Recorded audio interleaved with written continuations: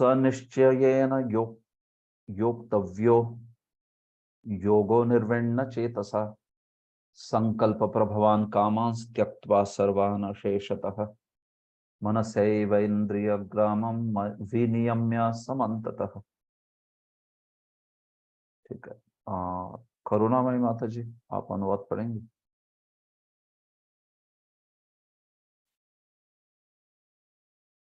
हरे कृष्णा। हाँ, यस माता जी। हरे कृष्णा प्रभु। धन्यवाद। आप अनुवाद पढ़ेंगे? मनुष्य को चाहिए कि हाँ अनुवाद पढ़ रही हूँ। सुन रहा है ना प्रभु जी? हाँ, सुन रहा हूँ। मनुष्य को चाहिए कि संकल्प तथा श्रद्धा के साथ योगाभ्यास में लगे और पथ से विचलित न हो। उसे चाहिए कि मनोधर्म से उत्पन्न समस्त इच्छाओं को निरपवाद रूप से त्याग दे और इस प्रकार मन के द्वारा सभी ओर से इंद्रियों को वश में करे। ठीक है, धन्यवाद। हरे कृष्णा। हरे कृष्णा। देखिए, योगी को निश्चय बहुत जरूरी है। निश्चय की बात की है। सनिश्चयेन योक्तव्यो, निश्चय के साथ अभ्यास करे, दृढ़ विश्वास के साथ अभ्यास करे। समस्त कामनाओं को त्याग कर समस्त प्रकार से और मन और इंद्रिय का जो समूह है, उन इंद्रियों को संयमित करके ऐसा योगी जो है अपने ध्यान में जो है हमेशा मग्न रहे, प्रयास करे। तो वो निश्चय बड़ा जरूरी है योग में। निश्चयेन योक्तव्य, क्योंकि मन जो है हमेशा विचलित होता है ना, दौड़ता रहता है दूर मन। तो इसलिए निश्चय से फिर से उस मन को लगाना पड़ता है परमात्मा में, परमात्मा पर ध्यान करने के लिए। फिर से मन दौड़ेगा, फिर से मन को लगाना है। इसलिए उस निश्चय की बात भगवान जो है वो कर रहे हैं। देखिए तात्पर्य, योगाभ्यास करने वाले को दृढ़ दृढ़ संकल्प होना चाहिए और उसे चाहिए कि बिना विचलित हुए धैर्य पूर्वक अभ्यास कर। अंत में उसकी सफलता निश्चित है। उसे यह सोच बड़े धैर्य से मिसमार करना चाहिए और यदि सफलता मिलने में विलंब हो रहा है तो फिर उत्साहित नहीं होना चाहिए। देखो, भक्ति मार्ग में भी दृढ़ संकल्प चाहिए, है क्या नहीं? योग मार्ग में जैसे चाहिए तो भक्ति मार्ग में भी चाहिए। हम लोग जप करते हैं तो जप करते हैं, कीर्तन करते हैं, भक्ति की विधि जो है उसका पालन करते हैं। तो ऐसे नहीं कि आज भक्ति की विधि का पालन करना प्रारंभ हो गया और तुरंत 1 महीने के अंदर शुद्ध भक्त बनेंगे। ऐसा होता नहीं ना। हम लोग देखते हैं कि भक्ति में भी समय लगता है शुद्धिकरण होने को।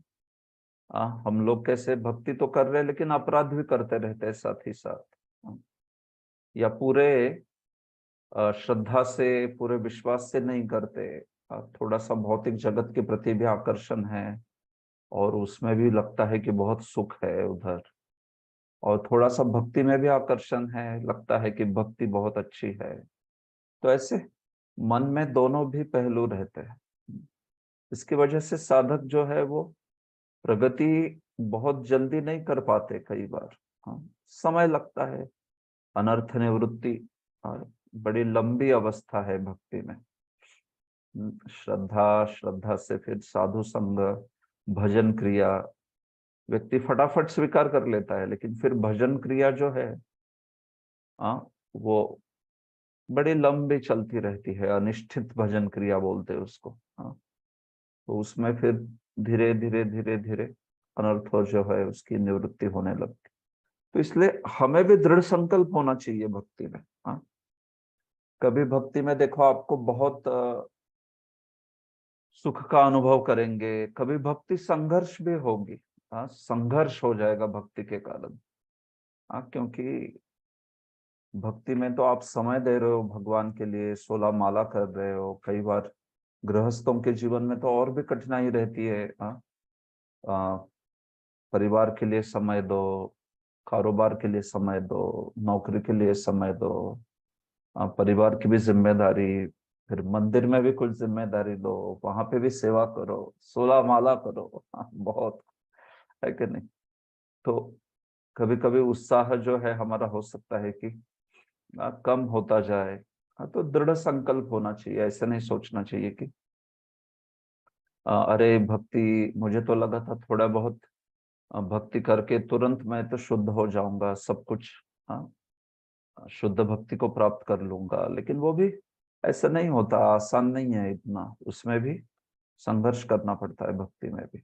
हाँ, शुद्ध भक्त बनना कोई छोटी चीज नहीं है, बहुत बड़ी चीज है। तो इसलिए अंत में सफलता निश्चित है, इस विश्वास को भक्त के जीवन में भी होना चाहिए। यहाँ पे भगवान योग के प्रसंग में बोल रहे हैं, लेकिन भक्ति योग में भी है। हाँ, प्रभुपाद जी इसलिए भक्ति योग के संबंध में बोल रहे हैं, है कि नहीं? उत्साहान निश्चयान धैर्यात तत्त कर्म प्रवर्तनात् संगत त्यागात सतो वृत्ते है षड्भिर भक्ति प्रसिद्ध्यति। उपदेशामृत में भी सुना है आपने, उत्साहात उत्साह से, निश्चयात निश्चय से, धैर्यात धैर्य से। हाँ, ऐसे तो ये सारे गुण चाहिए, उत्साह चाहिए, निश्चय चाहिए, धैर्य चाहिए। यहाँ पे भी निश्चय शब्द आया, तो इसलिए भक्ति में भी निश्चय से आगे बढ़ना चाहिए। हाँ, कभी हमें कोई सेवा में सफलता आएगी, कभी असफलता आएगी, लेकिन जानना चाहिए कि कृष्ण प्रयास देख रहे हैं हमारे। देखो, सफलता असफलता तो वो तो हमारे हाथ में नहीं है कि नहीं? हम प्रयास करेंगे, बाकी जो कृष्ण की इच्छा है वे करेंगे, है कि नहीं? हमने अपनी सेवा करनी चाहिए बस, बाकी कृष्ण के हाथ में है। जो सेवा में सफलता नहीं सफलता, हमने हमारा भरसक प्रयास किया, पूरा पूरा 100% दिया, तो वो सफलता है सेवा की। हाँ, बाकी उस सेवा से आ, उसका जो फल है वो भी आएगा नहीं आएगा, ठीक है, जो भी कोई चीज। जैसे आप बुक डिस्ट्रीब्यूशन जा रहे हो, तो आपने आपकी ओर से 100% दिया ना, 100% प्रयास किया आपने, जो भी आप 4 घंटा पुस्तक वितरण गए, तो आपने पूरा पूरा प्रयास किया हर एक को प्रेरणा देने का। और उसके बावजूद भी ऐसे हो सकता है कि कुछ 2-4 ही किताबें गई, ठीक है, नो प्रॉब्लम। भगवान की इच्छा से जो भी आपने प्रयास किया वो अपने में सफलता है सेवा की। ऐसी बात है। लेकिन मानिए कभी कभी हम लोग ठीक से प्रयास नहीं करते ज्यादा, तो भी भगवान की कृपा से हो जाता है बहुत कुछ, है कि नहीं?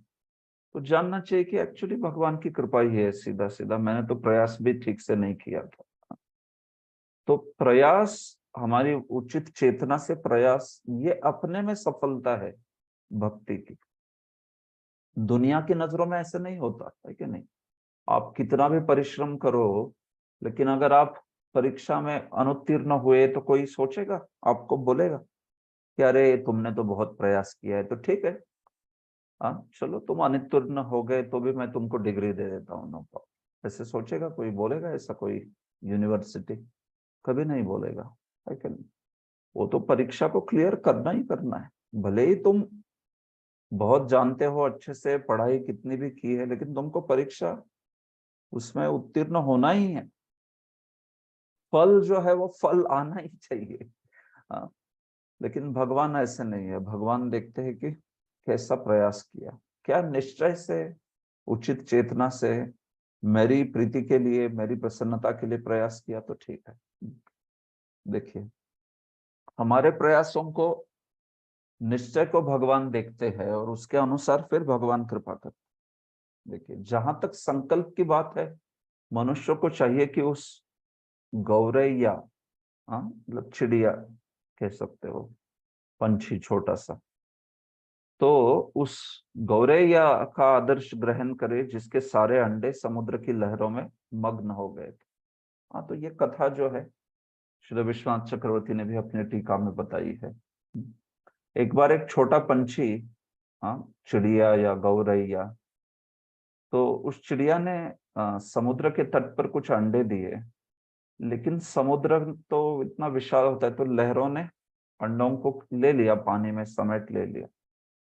तो इस पर वो चिड़िया बेचारी बहुत दुखी हो गई और उसको लगा कि ये क्या है, समुद्र शक्तिशाली है लेकिन उसने ऐसे मेरे अंडों को नहीं लेना चाहिए, है कि नहीं। तो फिर चिड़िया जो है उसने कहा कि कृपया मेरे अंडे जो है लौटा दीजिए। लेकिन समुद्र तो बहुत विशाल होता है, समुद्र ने कोई ध्यान नहीं दिया चिड़िया का। तो चिड़िया ने कहा कि अगर आप अंडे वापस नहीं करेंगे तो मैं आपको सुखा दूंगी। तो जब समुद्र ने सोचा ये क्या है, सुखा दूंगी तुम्हें, ये तो छोटी सी चिड़िया है, ये क्या करेगी, मेरे पास तो असीमित मात्रा में जल है कि नहीं।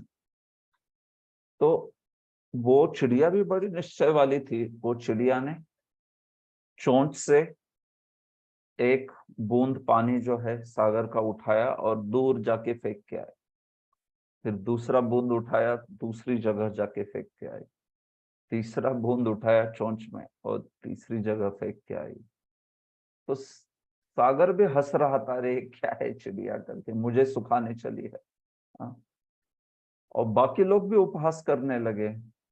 सर्वत्र चर्चा होने लगी चिड़िया की, अरे ये चिड़िया देखो सागर को सुखाना चाहती ऐसे।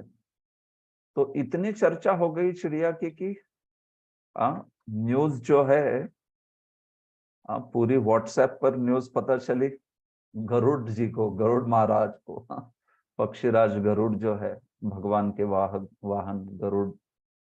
तो जब गरुड़ ने सुना कि अरे ये जो छोटी चिड़िया पंछी है ये मेरी बहन जैसी है, गरुड़ तो पक्षीराज है आप जानते हैं। तो गरुड़ को लगा कि अरे मेरी छोटी बहना का ये इस प्रकार से अवमान कर रहे हैं समंदर। तो फिर गरुड़ जी आए उस चिड़िया को सहायता करने के लिए। और फिर गरुड़ आ गए तो फिर अभी समुद्र को सुखाना क्या कठिन है क्या। हाँ, हाँ। जब गरुड़ जी आए और गरुड़ ने कहा कि तुम इसके अंडे लौटा दो, नहीं तो मैं जो हूं मैं सुखा दूंगा तुम्हें। तो फिर समुद्र भयभीत हो गया, क्योंकि गरुड़ की शक्ति तो जानता है वो, गरुड़ जी क्या नहीं कर सकते। तो फिर उसने भयभीत होके चुपचाप वो जो चिड़िया है, पंछी है, उनके अंडे वापस कर दिए। तो विश्वनाथ चक्रवर्ती ने और टीकाकारों ने भी ये कथा जो है अपनी टीका में लिखी है। बताते हैं कि कैसे निश्चय देखिए ऐसा है। हाँ, तो योग के मार्ग में, भक्ति में ऐसा है, देखिए आपको आपके निश्चय के द्वारा भगवान की कृपा को आकर्षित करना है। हाँ, इस मन को, इंद्रियों को, इस पूरी माया जो है, माया शक्ति, उसको हराना मतलब वो समुद्र को सुखाने जैसा है। कोई माया शक्ति को हरा सकता है? माया के परे, माया के प्रलोभन से कोई बच सकता है? इतनी माया शक्तिशाली है कि नहीं। दैवी हेषा गुणमयी मम माया दुरत्यया मामेव ये प्रपद्यन्ते माया मिताम तरन्ते। तो मम माया दुरत्यया, भगवान कहते हैं मेरी माया को लांघना बड़ा कठिन है। तो देखो मन, इंद्रियां जो कि माया के वशीभूत है, वो उनको, उन पर विजय पाना बहुत कठिन होता है, बहुत बड़ी चीज है। हाँ। तो वो प्रयास जैसे समंदर को सुखाने जैसा है। तो उसमें जब हम अपने निश्चय से, हाँ, वो हमारा प्रयास, हाँ, माया के चंगुल से छूटने का प्रयास मतलब वो समंदर को सुखाने जैसा है। लेकिन इस प्रयास से जब आप गरुड़, हाँ, मतलब भगवान के शुद्ध भक्त, हाँ, या भगवान स्वयं, भगवान के प्रतिनिधि, आप इनकी कृपा आकर्षित करते हो तो फिर उनकी कृपा से क्या सिद्ध नहीं हो सकता। हाँ, है कि नहीं। उनकी कृपा से तो कुछ भी सिद्ध हो सकता है। तो वो गरुड़ जी की कृपा प्राप्त करना वो ऐसे है जैसे भगवान के कोई शुद्ध भक्त की कृपा प्राप्त कर लेना, अपने निश्चय से उनकी कृपा को आकर्षित करना। जैसे छोटी सी चिड़िया ने गरुड़ जी को आकर्षित किया अपने निश्चय से, वैसे ही हमें भी अपने निश्चय से भगवान के शुद्ध भक्तों की कृपा को आकर्षित करना है। फिर जब वो कृपा आ गई तो निश्चित रूप से हम इस संसार को लांघ सकते हैं, इस माया के परे जा सकते हैं। तो इसलिए वो बहुत महत्वपूर्ण पहलू भगवान ने बोला है। शनैः शनैः उपरमेत बुद्धया धृति गृहीतया आत्मसंस्थं मनः कृत्वा न किंचिदपि चिंतयेत। जय श्री राधा माता जी। हरे कृष्ण। अनुवाद। हरे कृष्ण। धीरे धीरे हरे क्रमशः कृष्ण बोलो। हरे कृष्ण। धीरे धीरे क्रमशः पूर्ण विश्वास पूर्वक बुद्धि के द्वारा समाधि में स्थित हो जाना चाहिए और इस प्रकार मन को आत्मा में ही स्थित करना चाहिए तथा अन्य कुछ भी नहीं सोचना चाहिए। हरे कृष्ण। तो देखिए इस श्लोक में एक प्रकार से भगवान जो है बता रहे 24वें और 25वें श्लोक में कि कैसे हमें जो है योग में क्या करना चाहिए बता रहे। बेसिकली योग देखिए 24 में क्या और 25 में क्या बताया जा रहा है कि शुरुआत में योग में क्या करना चाहिए और अंत में क्या करना चाहिए ये बता रहे। तो सारे इच्छाओं को त्याग कर पूरी तरह से परमात्मा पे ध्यान करना ये 24वें श्लोक में बोला और 25 में बोला कि इस प्रकार से अपनी बुद्धि से चेतना से पूरी तरह परमात्मा पे ही ध्यान करना चाहिए। न किंचित अपि चिंतयेत, कुछ भी अन्य चीज का चिंतन नहीं होना चाहिए। तो 24 और 25 मतलब प्रारंभिक अवस्था और अंतिम अवस्था योग की ऐसे बोल रहे हैं। प्रारंभिक अवस्था में बोला जा रहा है हर जगह से मन को निकालो और मन को हर एक जगह से निकाल के परमात्मा में लगाओ। और यहाँ पे दूसरे मतलब 25वें श्लोक में बोला जा रहा है कि इस प्रकार से मन को पूरी तरह से परमात्मा पे लीन करो, परमात्मा पर ध्यानस्थ करो और कोई अन्य विचार नहीं होना चाहिए। न किंचित अपि चिंतयेत, समाधि में स्थित हो जाना चाहिए। ऐसे दो पहलू जो है बताए जा रहे हैं, बस उसको भगवान कंक्लूड कर रहे हैं, मतलब उपसंहार कर रहे हैं, निष्कर्ष के रूप में ये दो बताया जा रहा है। और इसमें मन कितना भी परेशान करे तो भगवान कहते हैं कि प्रयास करके फिर से उसको लाना चाहिए भगवान पर, परमात्मा पर। यतो यतो निश्चलति मनश्चंचलम अस्थिरम ततस्ततो नियम्यैतत् आत्मन्येव वशम नयेत। सुष्मिता राधिका माता जी। हरे कृष्ण। हरे कृष्ण।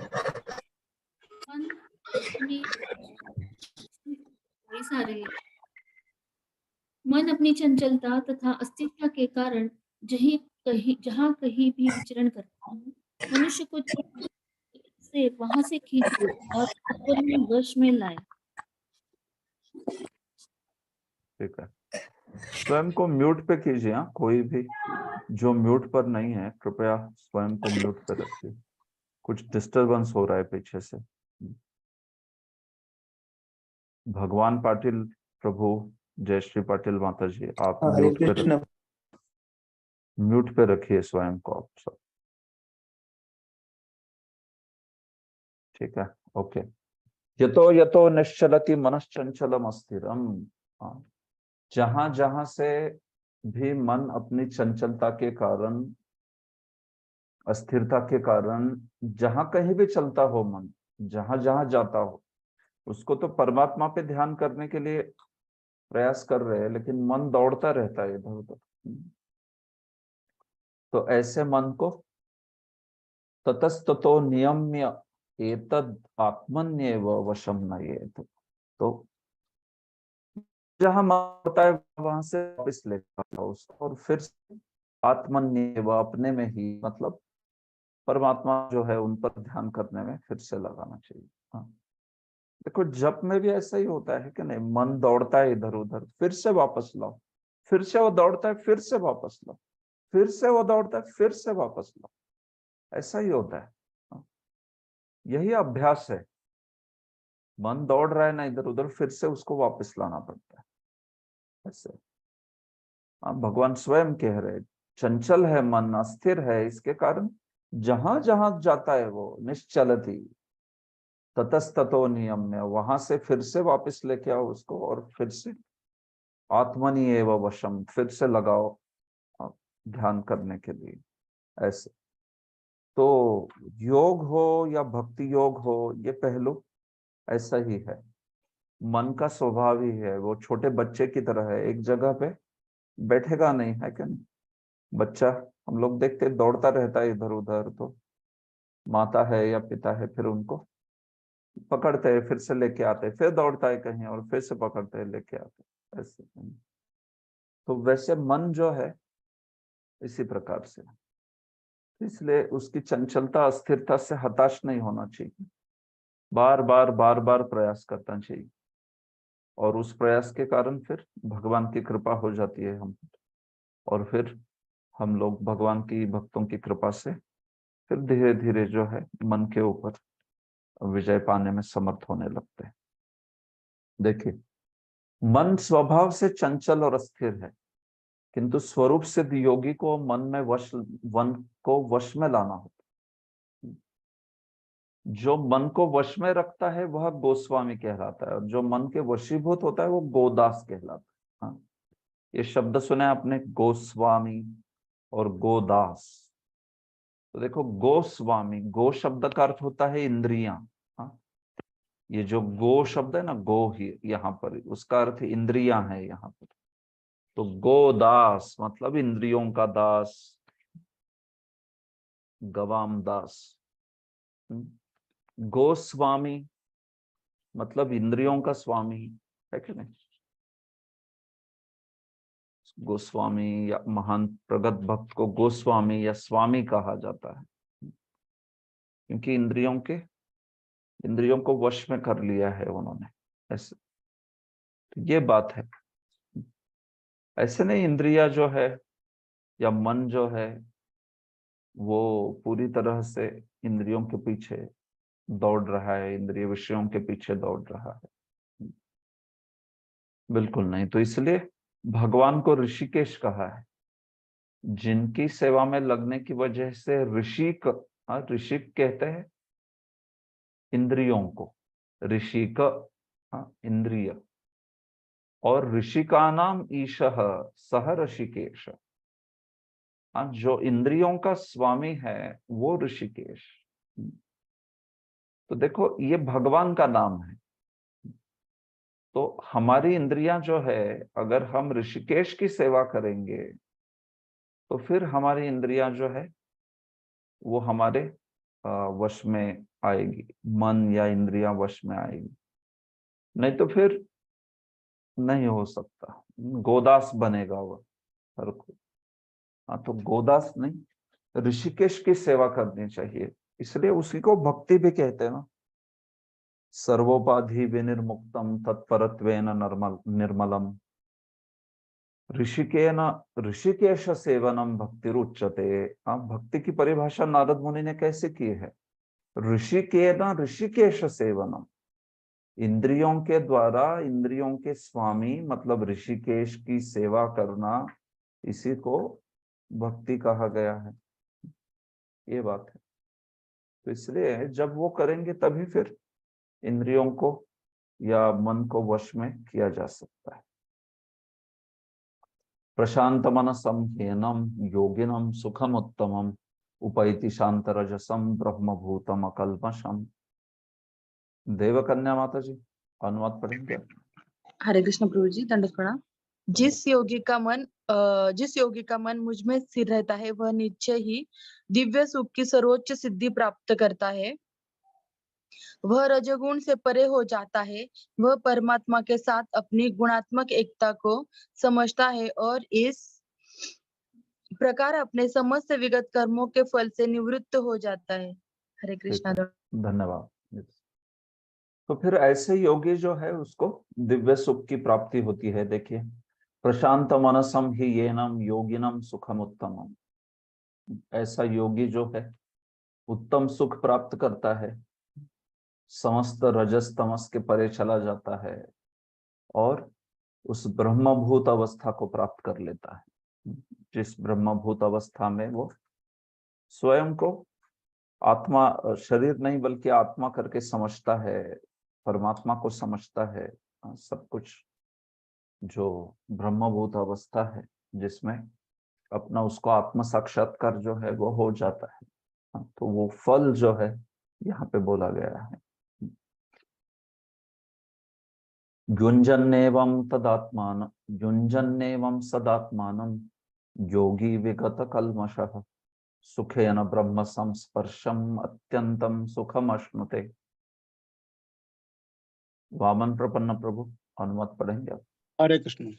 इस प्रकार योगाभ्यास में निरंतर लगा रहकर आत्मसंयमी योगी भौतिक कलमश से मुक्त हो जाता है और भगवान की दिव्य प्रेमामयी सेवा में परम सुख प्राप्त करता है।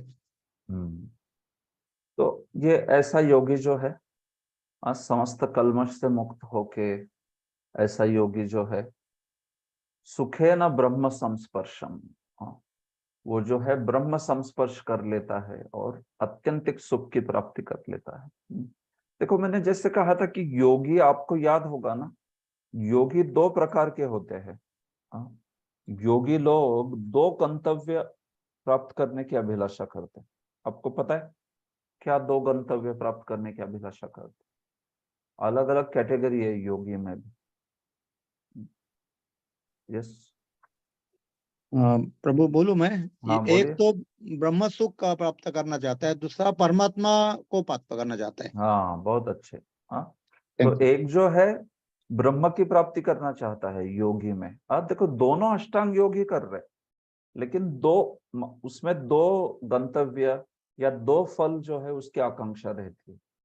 एक हो गए कैटेगरी जिनकी आकांक्षा ब्रह्म प्राप्ति की है और उसके लिए अष्टांग योग का मार्ग का अवलंबन कर रहे हो, और दूसरे है जो अष्टांग योग मार्ग का अवलंबन तो कर रहे हैं लेकिन ब्रह्म की प्राप्ति के लिए नहीं, परमात्मा की प्राप्ति के लिए। हाँ, ऐसा है। तो मार्ग भले ही अष्टांग योग का है, दोनों के दोनों ध्यान भी अष्टांग योग में परमात्मा पे ही करते, लेकिन परमात्मा को समाधि अवस्था में प्राप्त करके वहां से उनको कहाँ जाना है ये दो अलग गोल हो जाते। ऐसी बात है, बड़ी रोचक चीज है। देखिए दोनों के दोनों परमात्मा पे ही ध्यान करेंगे, समाधि अवस्था को भी प्राप्त करेंगे, तो फिर समाधि हो गई तो हो गया ना। इतना सुंदर परमात्मा का रूप है, उसको आप हृदय में देख पा रहे हो, तो फिर कौन सा व्यक्ति जो है उस परमात्मा को नहीं चाहेगा। बट ऐसा होता है, ये योगी वैसे होते।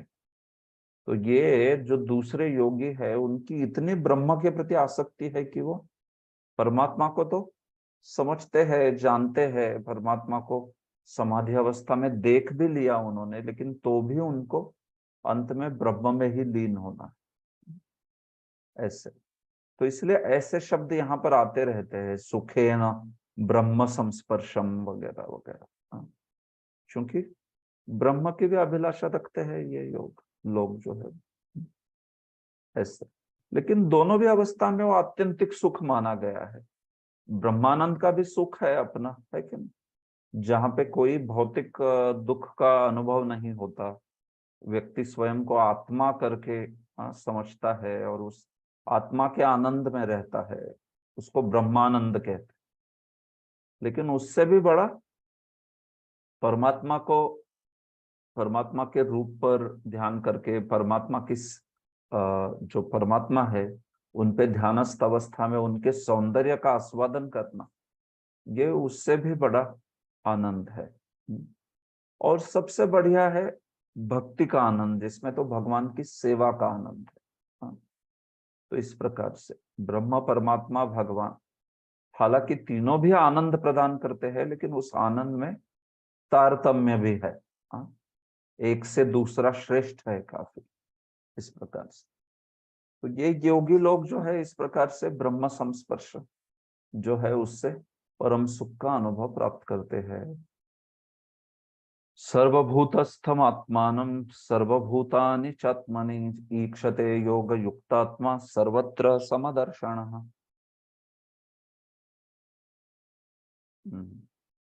पद्मवालिनी रेवती माता जी या मणि ध्रुव प्रभु अनुवाद पढ़िए।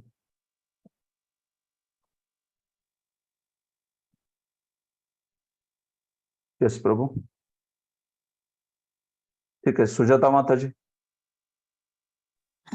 हरे कृष्ण प्रभु जी, दंडवत प्रणाम। हम्म। वास्तविक योगी समस्त जीवों में मुझको तथा मुझ में समस्त जीवों को देखता है। निस्संदेह स्वरूप सिद्धि व्यक्ति मुझ परमेश्वर को सर्वत्र देखता है। हाँ, ये बात। तो ऐसा योगी है वो सर्वभूतस्थम आत्मानम सर्वभूतानि चात्मनि। हाँ, ऐसा योगी जो है सभी जीवों में स्थित परमात्मा को देखता है और परमात्मा को भी सर्वत्र देखता है, समझता है वो। इस प्रकार से सर्वत्र समदर्शन ईक्षते योग युक्तात्मा सर्वत्र समदर्शन। समस्त सब जगह पे ऐसा उसका समभाव होता है कि नहीं? शुनि चैव स्वपाके च पंडितः समदर्शनः। तो वहां पे भी वही शब्द आया था, सर्वत्र परमात्मा का दर्शन करने वाला व्यक्ति। तो ऐसा व्यक्ति जो है वो ब्राह्मण हो, हस्ती हो, शूद्र हो, कोई भी हो, उसमें परमात्मा को देखता है और उस प्रकार से समभाव धारण करता है। तो योगी का भी ऐसे ही कहा गया है, परमात्मा आप जानते हो सर्वत्र विद्यमान है, तो इसलिए समझता है वो कि ये जो परमात्मा है हर एक परमाणु में है, हर एक अणु परमाणु में है, हर एक व्यक्ति के हृदय में है, और इस प्रकार से उसका समभाव हो जाता है। ऐसा व्यक्ति कभी किसी से द्वेष और किसी से स्नेह इस प्रकार का भाव नहीं रखेगा, एकदम ही विषमता से रहित होता है ऐसा व्यक्ति। वही ये योगी जो है इसका इस प्रकार से पूर्ण योगी जानता है कि भगवान नित्य रूप में दिव्य है और कुत्ते या ब्राह्मण में स्थित होने से भी वे भौतिक रूप से प्रभावित नहीं होते। वही प्रभुपाद जी भी उस श्लोक के बारे में कह रहे, विद्या विनय संपन्ने ब्राह्मणे कवि हस्ते। यद्यपि जीवात्मा भी एक एक हृदय में विद्यमान है, किंतु वह एक साथ समस्त हृदयों में नहीं है। आत्मा तथा परमात्मा में यह अंतर है। तो योगी लोगों को ये पता रहता है। ऐसे मत सोचिए योगी जो है ब्रह्म की इच्छा करता है, इसका अर्थ उसको पता नहीं होगा कि परमात्मा अलग है और जीव अलग है। नहीं, उसको पता रहता है, लेकिन तो भी उसकी इच्छा इस प्रकार की रहती है कि वो केवल द्वैत को ही चाहता नहीं, अद्वैत चाहता है केवल। मैं उस ब्रह्म से अभिन्न हूं, उस प्रकार का भाव चाहता है बस। सेवा आदि का भाव नहीं रहता उसका। वो जो भी उसके पिछले जन्म के संस्कार से हो सकता है, या फिर इस जन्म में उसने जिस प्रकार का साधन अनुशीलन किया उसके अनुसार उसका वैसा भाव बन जाता है कि उसको ब्रह्म में ही रुचि है। ये बात है। देखो, आत्मा शब्द का अर्थ प्रभुपाद जी कहते हैं परमात्मा करके यहाँ पे लेना चाहिए, और स्मृतियों से एक वचन जो है उद्धृत करते हैं, आततत्वाच्च मातृत्वाच्च आत्मा ही परमो हरि। देखो, आत्मा इस शब्द में आत आया ना, आत, और फिर मां भी आया। तो प्रभुपाद जी कहते हैं देखो क्या व्युत्पत्ति है इस शब्द की, ये शब्द कैसे बना। आततत्वात मातृत्वात, आततत्व से और मातृत्व से आत्मा ही हरि जो है, ऐसा अर्थ होता है आत्मा शब्द का। आत्मा शब्द के तो कई अर्थ है, लेकिन खास करके हरि शब्द में ऐसा भाव होता है। आततत्व और मातृत्व मतलब भगवान जो है माता के जैसे है, और भगवान एक पालनकर्ता की जैसे भी है, सर्वत्र विद्यमान है। और जैसे कोई माता है अपने गर्भ से शिशु को जन्म देती है, वैसे ही भगवान की जो भौतिक शक्ति है उसी से ही जीव जो है उसका शरीर उत्पन्न हुआ है। और वो जीव जो है, आत्मा जो है, वो तो भगवान का ही अंश है कि नहीं? तो उस प्रकार से मातृत्व और आत्तत्व ये जो है भगवान के लिए लागू होता है, इसलिए उनको आत्मा भी कहा जाता है भगवान को। तो जो शब्द जिस प्रकार का संदर्भ है उसके अनुसार उसके अर्थ बनते हैं। जिस प्रकार माता अपने समस्त पुत्रों के प्रति संभाव रखती है, उसी प्रकार परम पिता या माता भी रखते हैं। इसलिए भगवान को आत्मा भी कहा जाता है, आत्तत्वात् मातृत्वात्। इस प्रकार से तो ये बात है। यो माम पश्यति सर्वत्र सर्वं च मयि पश्यति तस्याहं न प्रणश्यामि स च मे न प्रणश्यति। ठीक है, शरद प्रभु अनुवाद पढ़िए। हरे कृष्ण प्रभु। जो मुझे सर्वत्र देखता है और सब कुछ मुझ में देखता है, इसके लिए न तो मैं कभी अदृश्य होता हूँ और न वह मेरे लिए अदृश्य होता है। देखिए, यो माम पश्यति सर्वत्र, जो मुझे सर्वत्र देखता है, सर्वम च मयि पश्यति, और सब कुछ मुझ में देखता है, तस्याहम न प्रणश्यामि, उस व्यक्ति के लिए मैं कभी भी अदृश्य नहीं होता हूँ। सच न में प्रणश्यति, और वो व्यक्ति भी मेरे लिए अदृश्य नहीं होता। बड़े सुंदर विचार भगवान ने कहे। जो मुझे सर्वत्र देखता है और मुझ में ही सब कुछ देखता है, वो मेरे लिए कभी भी ऐसा व्यक्ति दूर नहीं होता और मैं भी उसके लिए दूर नहीं होता कभी। ये बात है। तो जो मुझे सर्वत्र देखता है, सर्वत्र भौतिक संसार में भी जो भगवान को ही देख रहा है सर्वत्र, और सब कुछ जो है भगवान में देखता है, मतलब सारा भौतिक संसार जो है भगवान की ही शक्ति है, श्री कृष्ण की ही शक्ति है कि नहीं? ऐसे देखता है और सर्वत्र श्री कृष्ण को देखता है। देखो, ये देखना योगी का और भक्त का अंतर होता है थोड़ा। योगी सर्वत्र परमात्मा देखता है, भक्त सर्वत्र जो भगवान है, श्री कृष्ण है, उनको देखता है, जो हमारे आराध्य है उनको देखता है। योगी तो सर्वत्र परमात्मा है, हर कण कण में समाये हुए, इस प्रकार से देखता है। लेकिन शुद्ध भक्त जो होता है वो वैसे नहीं देखता, वो उसके भी आगे देखता है। वो तो साक्षात कृष्ण को ही देखता है सर्वजग।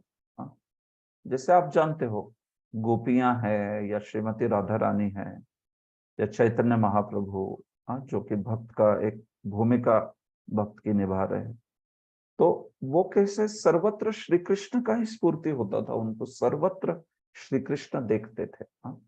तो वो देखना योगी के देखने से अलग है। योगी तो सर्वत्र क्या देखता है कि ये जो है कण कण में परमात्मा आए हुए।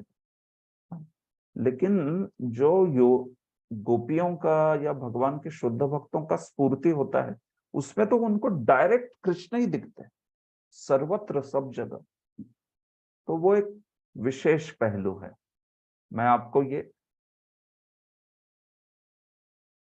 ये जो श्लोक है, ये श्लोक दोनों एंगल से बता रहा हूं, भक्त के एंगल से और भक्त के दृष्टिकोण से और योगियों के दृष्टिकोण से। तो योगी तो इस प्रकार से देखते हैं कि सर्वत्र परमात्मा के रूप में कण कण में भगवान जो है वो विस्तारित हुए हैं, और सब कुछ ये जो है भौतिक संसार वो उनकी शक्ति है, इस प्रकार से। लेकिन जो भगवान के शुद्ध भक्त है, वो तो सर्वत्र श्याम सुंदर श्री कृष्ण की स्फूर्ति होती रहती है उनको। ऐसी बात है। तो हमारी अवस्था में हमें भी प्रयास करना चाहिए श्रवणम कीर्तनम, भक्ति के विधानों द्वारा, कि हम लोग ज्यादा से ज्यादा भगवान श्री राधा कृष्ण का स्मरण करें और उनकी प्रसन्नता के लिए सब कुछ करें। ऐसे तो जो भगवान का सतत स्मरण करेगा, जो भगवान का विस्मरण नहीं होने देगा, भगवान भी उसका कभी विस्मरण नहीं होने देंगे। लेकिन भगवान का तो ऑफकोर्स कभी भी किसी को भूलते नहीं भगवान, लेकिन तो भी मतलब भगवान की कृपा दृष्टि उस व्यक्ति पे हमेशा बनी रहेगी। सचना में प्रणश्यति मतलब क्या? मेरे लिए वो कभी अदृश्य नहीं होता, मतलब हमेशा मेरी उस पर कृपा दृष्टि बनी रहती है ऐसे भक्त के ऊपर, क्योंकि उस भक्त की दृष्टि में मैं हमेशा हूं। वो भक्त जो है हमेशा अपनी दृष्टि जो है मेरे चरणों पर, हाँ, मेरी सेवा में उसकी दृष्टि रहती है, तो इसलिए मेरी भी दृष्टि उस पर हमेशा रहती है, ऐसी बात है। तो ये भगवान जो है उनका आदान प्रदान है भक्त के साथ। देखिए, कृष्ण भावना भावित व्यक्ति भगवान कृष्ण को ही सर्वत्र देखता है और सारी वस्तुओं को कृष्ण में देखता है। तो वो जानता है कि सब कुछ जो है श्री कृष्ण की अभिव्यक्ति है और श्री कृष्ण को ही सर्वत्र जो है वो देखता है।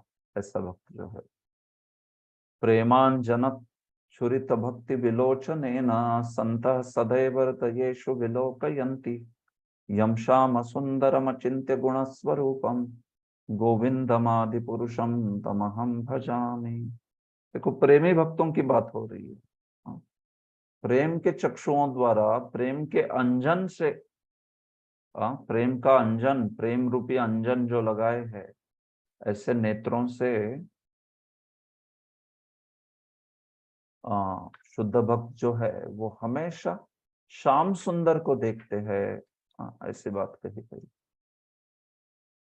तो मुद्दा यही है कि भगवान को देखने की बात हो रही है। तो जैसे योगी लोग, वैसे भक्त लोग भी श्री कृष्ण को ही सर्वत्र हमेशा देखते हैं।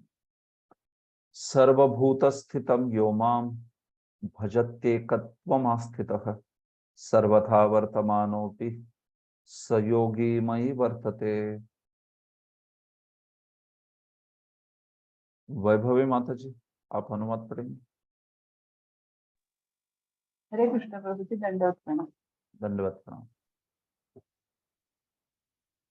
जो योगी मुझे तथा परमात्मा को अभिन्न जानते हुए परमात्मा की भक्ति पूर्वक सेवा करता है, वह हर प्रकार से मुझ में सदैव स्थित रहता है।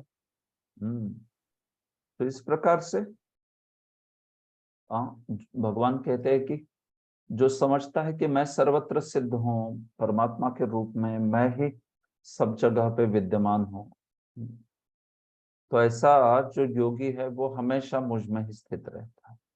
कोई भी स्थिति में हो, सर्वथा वर्तमानोपि, तो भी वो मेरी ही हमेशा मेरी ही स्थिति में या मुझ में ही स्थित रहता है। ये बात है। श्री जीव गोस्वामी, श्री विश्वास चक्रवर्ती द्वारा, नहीं सॉरी, श्री रूप गोस्वामी द्वारा जो जीवन मुक्त की अवस्था का यहाँ पर वर्णन है वो किया है प्रभुपाद जी ने। इहा यस्य हरेर दास्य कर्मणा मनसा गिरा निखिला स्वप्य अवस्था सो जीवन मुक्त स उच्यते। देखो, जीवन मुक्त, जीते हुए मुक्त किसको कहते हैं? जो अपने काया वाचा मनस से पूरी पूरी भक्ति से पूरी पूरी 100% इच्छा जो है कृष्ण की प्रसन्नता ही है, इस प्रकार से जो भक्ति में लगा हुआ है उसको जीवन मुक्त कहते हैं। वही जीवन मुक्त जो है उसकी परिभाषा है। ठीक है, तो ये अंतिम श्लोक है यहाँ पर, जो इस योग मार्ग का वर्णन की विधि में भगवान ने जो विषय 10वें श्लोक से प्रारंभ किया, तो यहाँ पे खत्म हो रहा है 10 से 32। आत्मौपम्येन सर्वत्र समं पश्यति योर्जुन सुखम वा यदि वा दुखम स योगी परमो मतः। महानंदिनी सुदेवी माता जी, अनुवाद पढ़ेंगे आप। हरे कृष्ण प्रभु जी, दंडवत प्रणाम। दंडवत प्रणाम। हे अर्जुन, वह पूर्ण योगी है जो अपनी तुलना से समस्त प्राणियों की उनके सुखों तथा दुखों में वास्तविक समानता का दर्शन कराता है। हरे कृष्ण। धन्यवाद। तो इस प्रकार से योगी वही है, वो कह रहे कि भगवान कह रहे कि जो समभाव है जिसमें आत्मौपम्य ना। देखो, आत्म औपम्य मतलब उपमा, जो हर कोई हर एक के अन्य व्यक्ति को वो अपनी तुलना में देखता है। मतलब क्या, जो उसका दुख है अन्य व्यक्ति का, वो दुख अगर मुझे होगा तो कैसे लगेगा। तो मुझे किस प्रकार का अनुभव होगा, तो वो ऐसा ही देखता है। अन्य व्यक्ति का दुख जो है उससे वो दुखी हो जाता है, अन्य व्यक्ति के सुख से वो सुखी हो जाता है। तो इसलिए उसको, ऐसे व्यक्ति को जब भी अन्यों को देखता है वो, तो उसका हृदय जो है वो समस्त जीवों के हित से भरा हुआ रहता है। आत्मोपम्यन का वो अर्थ है, प्राणियों का सुख है दुख है, उसमें वो हमेशा देखता है कि सभी जो है उनके हृदय में परमात्मा है, और तो भी ये व्यक्ति जो है किस प्रकार से सुख का दुख का अनुभव कर रहा है। तो उसको ये बात जो है समझती है कि कैसे ऐसा जो जीव है परमात्मा के अज्ञान के कारण कैसे अनुभव कर रहा है वो सुख दुख का ऐसे। तो खास करके जो परमात्मा का अज्ञान वगैरह है उसको देखता है वो, हाँ, और उसके कारण वो समानता का अनुभव जो है वो कहा जा रहा है। तो वो ऐसा योगी जो है सहायता भी करने का प्रयास करेगा आध्यात्मिक ज्ञान देके, लेकिन मुद्दा है कि वो वास्तविक समानता, मतलब परमात्मा जो है उनकी सत्ता, उनका अस्तित्व जो है हर एक व्यक्ति में, ऐसा योगी जो है वो देखता है। देखो, कृष्ण भावना भावित व्यक्ति पूर्ण योगी होता है। अपने व्यक्तिगत अनुभव से वो प्रत्येक प्राणी के सुख तथा दुख से अवगत होता है। और क्या है वो दुख का कारण? ईश्वर से अपने संबंध का विस्मरण। तो ऐसा कृष्ण भावना भावित भक्त या पूर्ण योगी इस चीज को समझता है, और इसलिए उसको परम हितैषी कहा है हर एक का। ऐसा व्यक्ति सर्वभूत हिते रहता है, वो सबकी सहायता जो है वो करना चाहेगा। इस प्रकार से अर्जुन उवाच, देखिए अभी यहाँ से अंतिम सेक्शन शुरू हो रहा है इस अध्याय का, 33वां श्लोक जो है यहाँ से। अर्जुन कहते हैं भगवान के कि देखो, दो तीन चीजें कहेंगे अर्जुन यहाँ पर अभी। एक तो कहते हैं कि मन बड़ा चंचल है भगवान, तो इसलिए आपने ये जो योग बताया मुझे कुछ जमा नहीं। हाँ, मुझे ये थोड़ा सुस्थिर नहीं लगता ये योग, क्योंकि मन तो इतना चंचल होता है। तो एक प्रश्न मन की चंचलता के बारे में पूछेंगे। दूसरा और एक महत्वपूर्ण प्रश्न पूछते हैं अर्जुन की, देखो किसी ने योग मार्ग पे वो आरूढ़ हो गया, लेकिन अगर मानो मन की चंचलता के कारण गिर गया तो क्या होगा उसका? हाँ, भक्ति मार्ग में भी ये प्रश्न आ सकता है कि नहीं। एक ओर से हमने देवताओं की उपासना हो या कर्मकांड हो, उस सब का त्याग कर दिया, और दूसरी ओर मानो भक्ति में भी सिद्धि प्राप्त नहीं हुई, तो ना इधर के नए ना उधर के रहे, है कि नहीं। हाँ, ना घर का ना घाट का, वो कहते हैं। तो अर्जुन भी ऐसा प्रश्न पूछते हैं भगवान को कि एक और तो भगवान सब कर्मकांड वगैरह त्याग करके हम योग के मार्ग में कोई आ जाए, और योग के मार्ग से भी पतन हो गया तो फिर बेचारे का क्या होगा? दोनों भी गया ना उसका, ये भी गया वो भी गया। तो उस अवस्था में क्या होता है, ये दूसरा प्रश्न अर्जुन ने इस सेक्शन में किया है, और इन दोनों प्रश्नों का भगवान ने उत्तर दिया है। ठीक है, तो देखिए उसमें पहली चीज मन की चंचलता के बारे में। अर्जुन उवाच, योऽयं योगस्त्वया प्रोक्तः साम्येन मधुसूदन, एतस्याहं न पश्यामि चंचलत्वात् स्थितिं स्थिराम्। ठीक है, अनुवाद पढ़े अजय नामदेव प्रभु या ज्योति नामदेव माता जी, आप पढ़िए कोई भी। हरि बोल प्रभु जी, मैं पढ़ू? अजय प्रभु पढ़िए, अजय नामदेव प्रभु। अर्जुन ने कहा, हरे कृष्ण प्रभु। हाँ, यस प्रभु। अर्जुन ने कहा, हे मधुसूदन, आपने जिस योग पद्धति का संक्षेप में वर्णन किया है वह मेरे लिए अव्यावहारिक तथा असहनीय है, क्योंकि मन चंचल तथा अस्थिर है। यस, ठीक है, धन्यवाद प्रभु। देखिए, तो मन बहुत चंचल है, चंचलत्वात्। हाँ, मन इतना चंचल है, इसलिए अर्जुन कह रहे भगवान आपने जो बोला यहाँ पर, ये तस्याहम न पंचामी स्थिराम स्थितिम। अब मुझे लगता है कि आपने जिस योग पद्धति को बोला है वो बड़ी ही अव्यावहारिक है, हाँ, इम्प्रैक्टिकल, करने योग्य नहीं है, क्योंकि मन तो इतना दौड़ता रहता है, कैसे कर पाएगा कोई व्यक्ति। देखो, यो अर्जुन जो बोल रहे हैं उसमें कुछ तथ्य है, सही बात है। हाँ, मन जो है इतना चंचल होता है, तो अष्टांग योग का मार्ग साधारण नहीं है एक्चुअली। अष्टांग योग में बहुत मन पे बड़ा अच्छा संयम चाहिए, नहीं तो उस मार्ग में ज्यादा प्रगति नहीं कर पाता कोई। तो इसलिए अर्जुन तक ऐसे बोल दिए कि मन की चंचलता के कारण ये योग जो है, मुझे लगता है भगवान की अव्यावहारिक है। तो आप सोचो कलयुग के जीवों की तो क्या बात करें। देखो प्रभुपाद जी कहते हैं, भगवान कृष्ण ने अर्जुन के लिए शुचौ देशे से लेकर योगी परमो मतः तक जिस योग पद्धति का वर्णन किया है, उसे अर्जुन अपनी असमर्थता के कारण अस्वीकार कर रहा है। इस कलयुग में सामान्य व्यक्ति के लिए संभव नहीं कि अपना घर छोड़कर पर्वत या जंगल के एक स्थान में जाकर योगाभ्यास करे, है कि नहीं। जो भगवान ने इतना योगाभ्यास के बारे में बताया कि शुचौ देशे प्रतिष्ठाप्य, आप कोई स्वच्छ जगह पे जाओ, जंगल में जाओ, है कि नहीं। अभी सत्ययुग द्वापर युग में तो जंगल होते थे, आजकल तो जंगल ही नहीं दिखते, है कि नहीं? जंगल में कहाँ जाएंगे, सब जगह जंगल काट काट के अपार्टमेंट बना ली बिल्डर लोगों ने और बेच रहे उसको। हिल व्यू और गार्डन व्यू और लेक व्यू और क्या क्या व्यू बना के, तो जंगल ही बच नहीं रहे।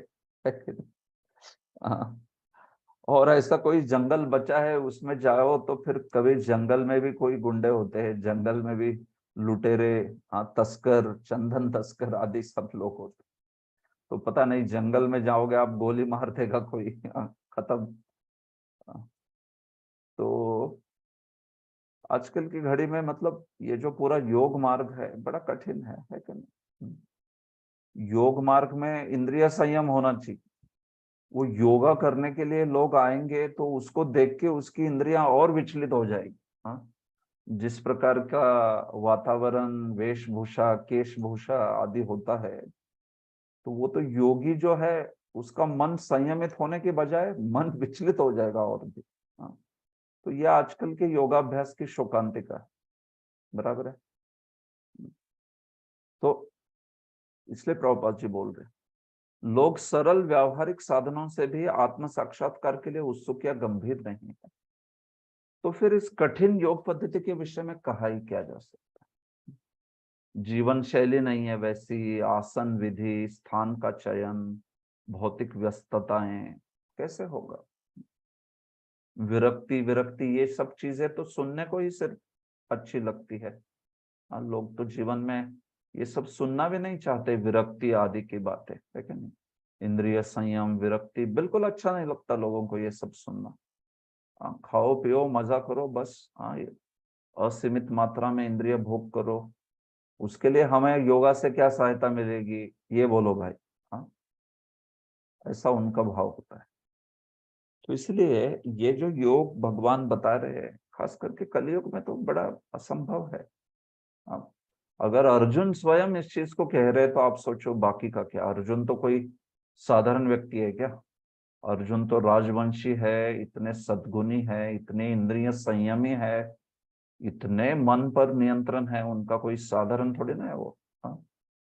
वहां पे स्वर्ग में जाके वो उर्वशी तक से भी आकर्षित नहीं हुए, तो आप सोचो कितने अर्जुन के मन का संयम है। और फिर योद्धा में तो उनको क्या कहेंगे, ऐसा योद्धा ही नहीं था दूसरा कोई, इतने महान योद्धा थे और शुद्ध भक्त थे कृष्ण के, भगवान श्री कृष्ण के घनिष्ठ मित्र थे, राजवंशी थे, बड़े सुंदर थे, बड़े शक्तिशाली थे। क्या गुण नहीं था अर्जुन में एक्चुअली। अर्जुन तो समस्त सद्गुण संपन्न है एकदम, और साथ ही साथ कृष्ण के शुद्ध भक्त भी, कितनी बड़ी बात है। तो अगर ऐसे अर्जुन अगर कह रहे हैं कि ये योग पद्धति भगवान मुझे थोड़ी सी इम्प्रैक्टिकल लगती है, तो फिर आप सोचो आजकल के इसमें क्या, थोड़ा बहुत योगा ठीक है, आसन प्राणायाम कोई कर रहा है थोड़ी सी हेल्थ वगैरह ठीक करने के लिए, दैट इज ओके। बट हाँ, पूरा वो अष्टांग योग पालन करके मन आदि पे इंद्रिय संयम कर पाना बहुत कठिन है, आज की घड़ी में तो और भी कठिन ऐसे। तो इसलिए कलयुग में प्रभुपाद जी हमेशा संकीर्तन की बात करते हैं, कृष्ण महामंत्र के जप की बात करते हैं, हाँ, जो कि सर्वसुलभ विधि है वो। तो देखो, जब अर्जुन ने इस प्रकार से बोला तो भगवान ने भी स्वीकार किया कि सही बोल रहे हो अर्जुन, मन तो बड़ा चंचल है, आसान नहीं है मन को नियंत्रण में लाना। चंचलम ही मन कृष्ण अप्रमाथि बलवदृढ़ तस्याहम निग्रहम मन्ये वायोरीव सुदुष्कुरम। अर्जुन देखो, और एक श्लोक बोलते हैं अर्जुन की, भगवान मन जो है बड़ा ही चंचल है, प्रमाथी है, बलवद है और दृढ़म है। चार मन के चार गुण बताए, मन जो है चार गुण यहाँ पे अर्जुन ने बताए, और फिर उसके बाद भगवान भी स्वीकार करते हैं उस चीज को। तो मन जो है बड़ा चंचल है, एक जगह पे बैठेगा नहीं। अच्छा, आप कंट्रोल करना चाहोगे तो प्रमाथी है, तुरंत विचलित कर देता है, पागल है, क्षुब्ध है। जबरदस्ती आप करना चाहोगे तो फिर मन भी जबरदस्ती बलवद है, वो एकदम मानेगा ही नहीं वो मन। और दृढ़म, बड़ा दुराग्रही है, हठीला है। ऐसे नहीं आप मन को बोलोगे अरे अभी शांति से जप को सुनो, हरे कृष्ण महामंत्र, तो थोड़ी ना मानने वाला है, नहीं नहीं, उसको जो करना है वही करे। इसलिए भगवान को अर्जुन कह रहे हैं कि इस मन का जो निग्रह है, मैं समझता हूं कि वायु को निग्रह करने से भी कठिन है। देखो अर्जुन के पास तो सब अस्त्र थे, है कि नहीं, वायव्यास्त्र, पर्जन्यास्त्र, पाशुपतास्त्र। तो अर्जुन कह रहे हैं कि देखो भगवान, मैं तो वायु तक को संयमित कर दूंगा वायव्यास्त्र आदि से, हाँ, पर्जन्यास्त्र से मैं पानी जो है उसको नियमित कर दूंगा, लेकिन ये मन है इतना कठिन है, इसको नियंत्रण में लाना वायु को नियंत्रण लाने से भी कठिन है, इस प्रकार से। तो सही बात है ये, मन इतना बलवान तथा दुराग्रही है कि कभी कभी बुद्धि का उल्लंघन कर देता है, यद्यपि उसे बुद्धि के अधीन माना जाता है कि नहीं। कोई कहेगा ना, अरे मन तो ठीक है बलवान है लेकिन बुद्धि से नियंत्रित करो, लेकिन भगवान तो मतलब अर्जुन कह रहे हैं बुद्धि तक को खींच ले जाता है मन। हाँ, जैसे आप वो तुलना जानते हो ना, शरीर जो है, हाँ, कठोपनिषद की तुलना है, देखिए, आत्मानम रथिनम विद्धि शरीरम रथम एव च बुद्धिम तु सारथिम विद्धि मनः प्रग्रहम एव च इंद्रियाणि हयानाहुर्विषयांस्तेषु गोचरान् आत्मेन्द्रिय मनोयुक्तम भोक्तेत्याहुर्मनीषिणः। शरीर जो है रथ के जैसा है, बुद्धि सारथी है, मन लगाम है और इंद्रिया घोड़े है। तो इस प्रकार से हम लोग देख रहे हैं कि जो आत्मा है वो उस रथ में बैठ के घूम रही है अलग अलग योनियों में। तो मन जो है वो लगाम के साथ तुलना है और बुद्धि सारथी है। तो एक्चुअली बुद्धि ने लगाम जो है उसको कंट्रोल, पकड़ के कंट्रोल करना चाहिए, लेकिन कई बार ऐसा हो जाता है कि बुद्धि जो है वो इतनी दुबली पतली होती है बेचारी, मतलब बुद्धि को, वो जो सारथी है वो सारथी एकदम टीबी पेशेंट की तरह है, ज्यादा कुछ ताकत नहीं है, तो घोड़े ही खींच के लेके जाएंगे रथ को, है क्या नहीं। घोड़े इतने शक्तिशाली है तो सारथी को उसको कंट्रोल करने में आना चाहिए, लेकिन मानो सारथी में ही कुछ शक्ति नहीं है, कृष आदमी है एकदम, दुर्बल है, तो घोड़े दौड़ा देंगे फिर जहां चाहिए वहां रथ को। तो वैसे घोड़े और लगाम जो है वो मनुष्य जो है उसके मन को, बुद्धि को खींच के, मतलब मन जो है, मन और इंद्रियां वो बुद्धि को खींच के लेके चली जाती। हाँ, अगर बुद्धि मतलब शास्त्र को सुन के श्रवण करके बुद्धि अगर शक्तिशाली नहीं है तो फिर ऐसा हो जाता है ऐसे। तो इसलिए मन को नियंत्रित करना इतना आसान नहीं है। शास्त्र सुनने के बाद भी कभी कभी जब चाहिए तब वो ज्ञान नहीं आएगा, सब भूल जाएंगे। देखो अजामिल ने भी वो अवांछनीय दृश्य देख लिया था, वो शूद्र और शूद्रानी आलिंगन आदि कर रहे तब। तो अजामिल को वहां पे अजामिल ने श्लोकों को याद करने का प्रयास किया, जो शास्त्र में श्लोक बोले हैं, काम आदि का जो शत्रु कैसे है वो वर्णन किया है, उसको याद करने का प्रयास किया, लेकिन वो कर नहीं पाया, क्योंकि वो मन जो है इतना शक्तिशाली है कि उसने इंद्रियों ने और मन ने बुद्धि को भी खींच के ले लिया। और फिर वो उस स्त्री को, जो कि बड़ी ही दुष्चरित्र वाली थी, ऐसी दुष्चरित्र वाली उस स्त्री को लेके आ गए घर पे, और उनकी इतनी धार्मिक पत्नी थी आदि, तो उन सबको निकाल दिया उन्होंने। तो मुद्दा यह है यहाँ पर बताने का कि मन और इंद्रियां ऐसी है ना, वो सारथी बुद्धि जो उसको ही खींच के लेके जाती, वो सब भूल जाता है आदमी, कुछ समझता नहीं उसे।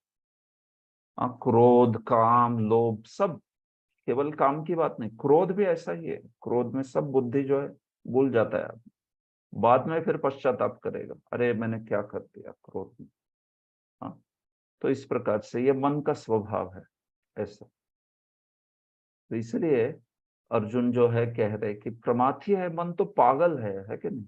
हाँ बाहर भी लोग कहते हैं मन पागल है करके ऐसे, लेकिन उनको लगता है वो अच्छी चीज है। हाँ, मन पागल है भाई।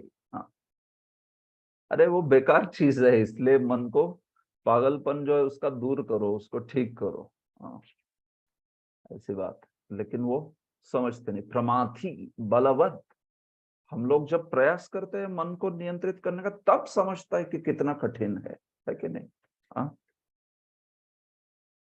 एक बार एक साधु महाराज बता रहे थे कि कैसे मन को संयमित करना कठिन है। तो एक लड़का बोला, क्या साधु महाराज, ये क्या मन को कठिन संयमित करना इतना कठिन है क्या? आप मुझे बोलो, मैं तो कोई भी चीज कर लेता हूँ। हाँ, तो साधु बोले अच्छा।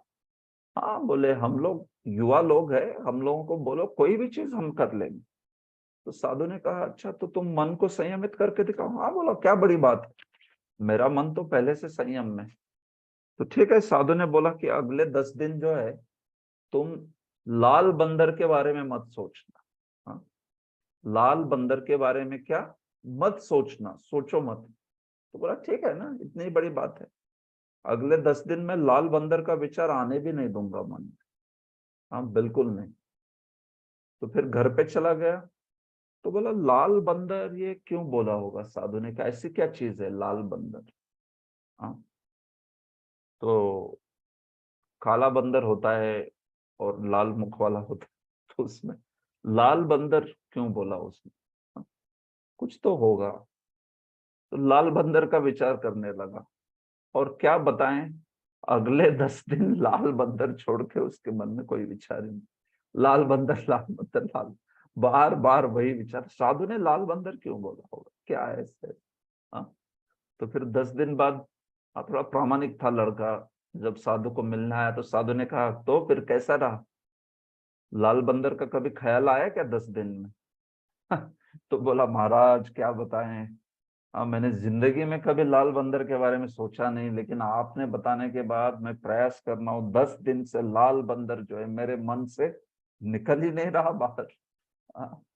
तो आप सही बोले साधु महाराज, मैं समझ गया, आप बोले थे कि मन को नियंत्रण करना आसान नहीं है, तो सही बोल रहे आप। हाँ, जब नियंत्रण करना चाहेंगे तब समझता है कि कितना कठिन है।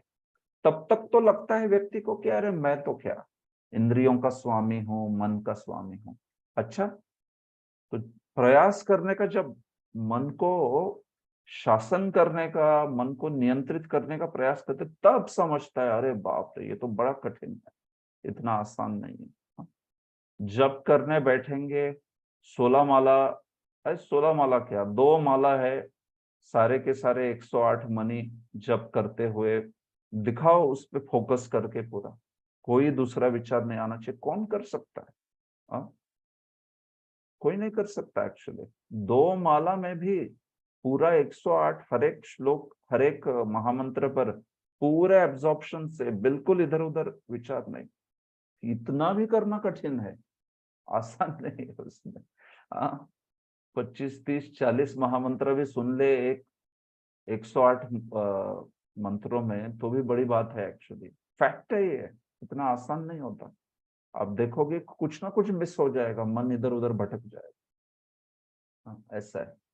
तो इसलिए बलवद बड़ा ही शक्तिशाली है, दृढ़, और दृढ़ है, हठीला है। आप उसको प्रेम से समझाना चाहोगे, उसको शासन करना चाहोगे, तो ये मानेगा नहीं मन जल्दी। ऐसे। तो इसलिए ऐसे मन को कैसे नियंत्रित करना है, तो भगवान कहते हैं अगले श्लोक में, अभ्यास से और वैराग्य से। ये बात है। तो देखिए, श्री भगवान उवाच असंशयं महाबाहो मनो दुर्निग्रहं चलम् अभ्यासेन तो कौन्तेय वैराग्येन च गृह्यते।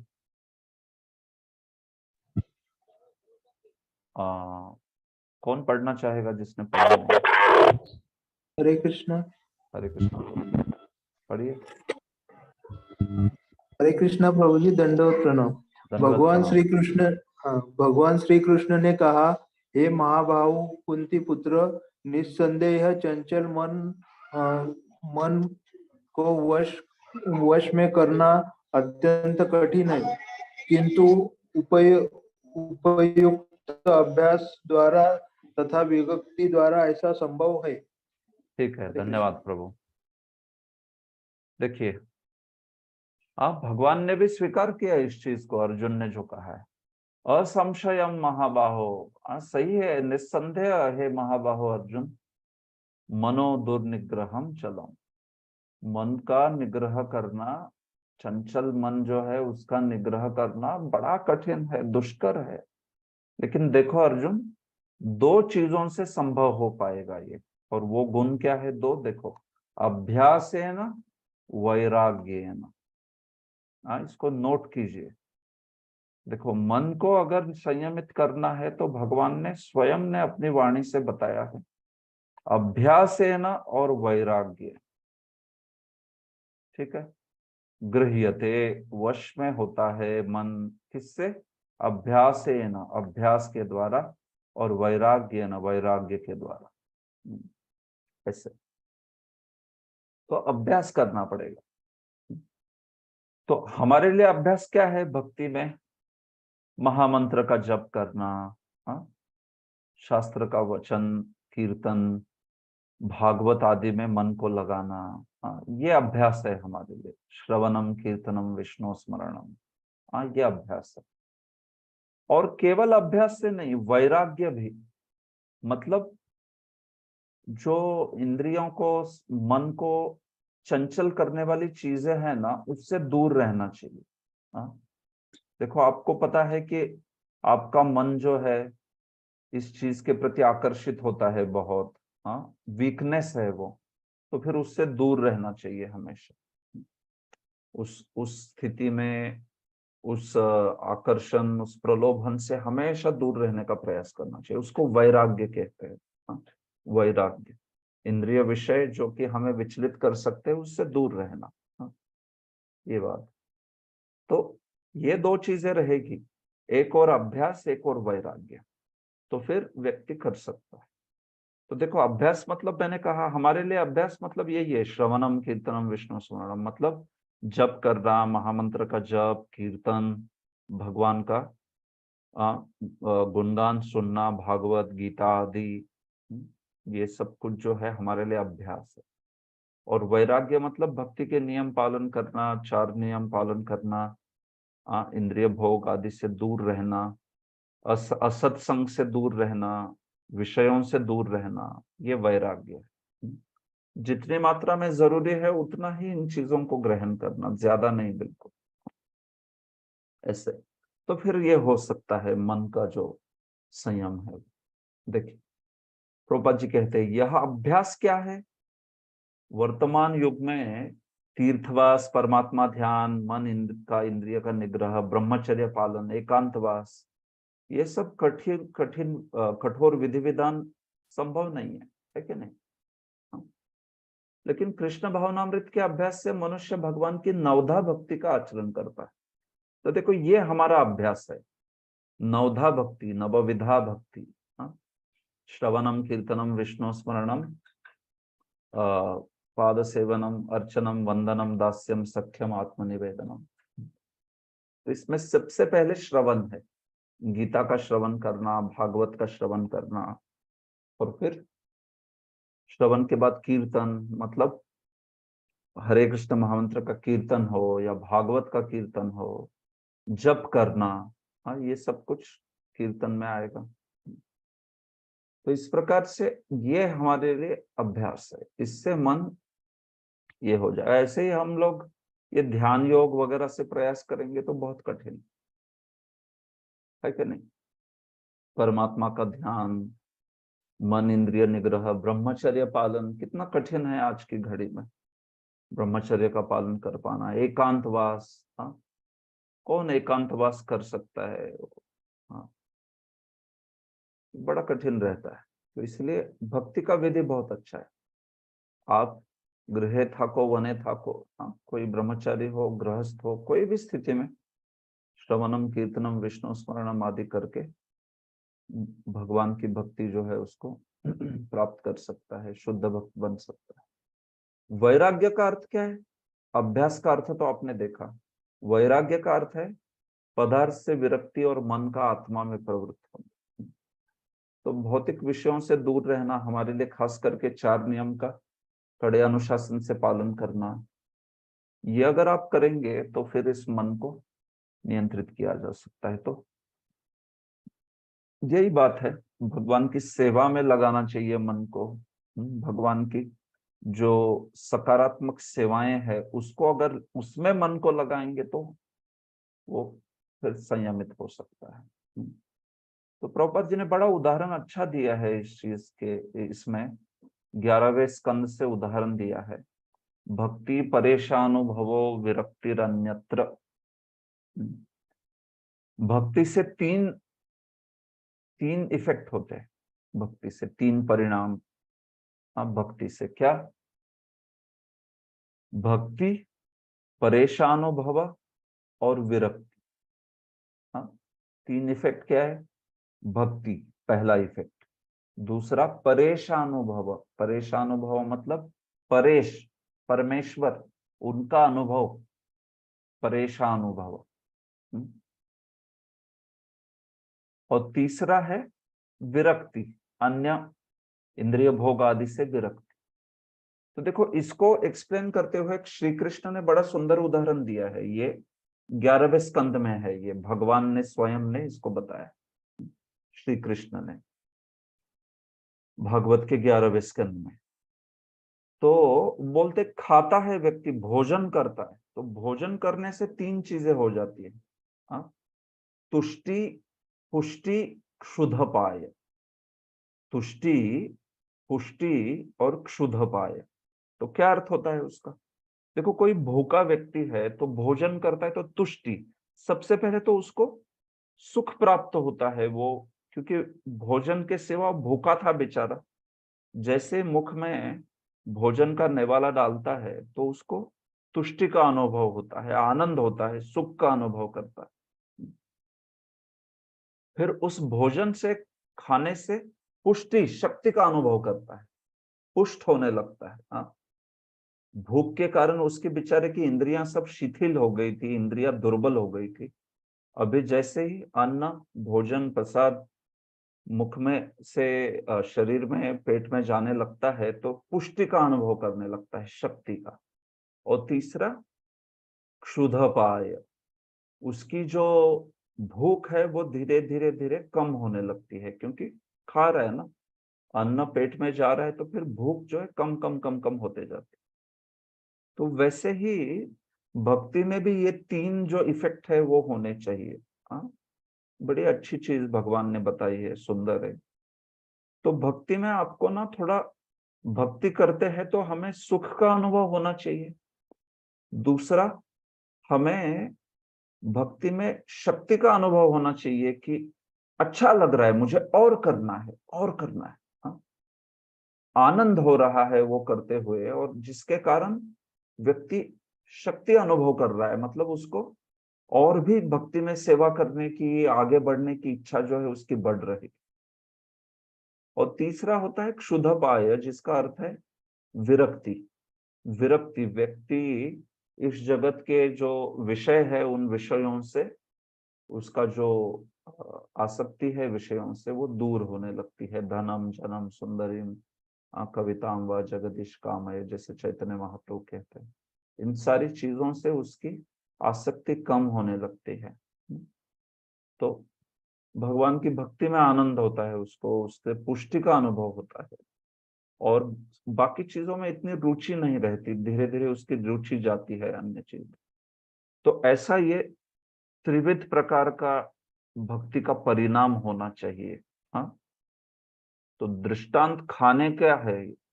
व्यक्ति खाता है तो जैसे 3 चीजें अनुभव करता है, तुष्टि, पुष्टि, क्षुधपाय।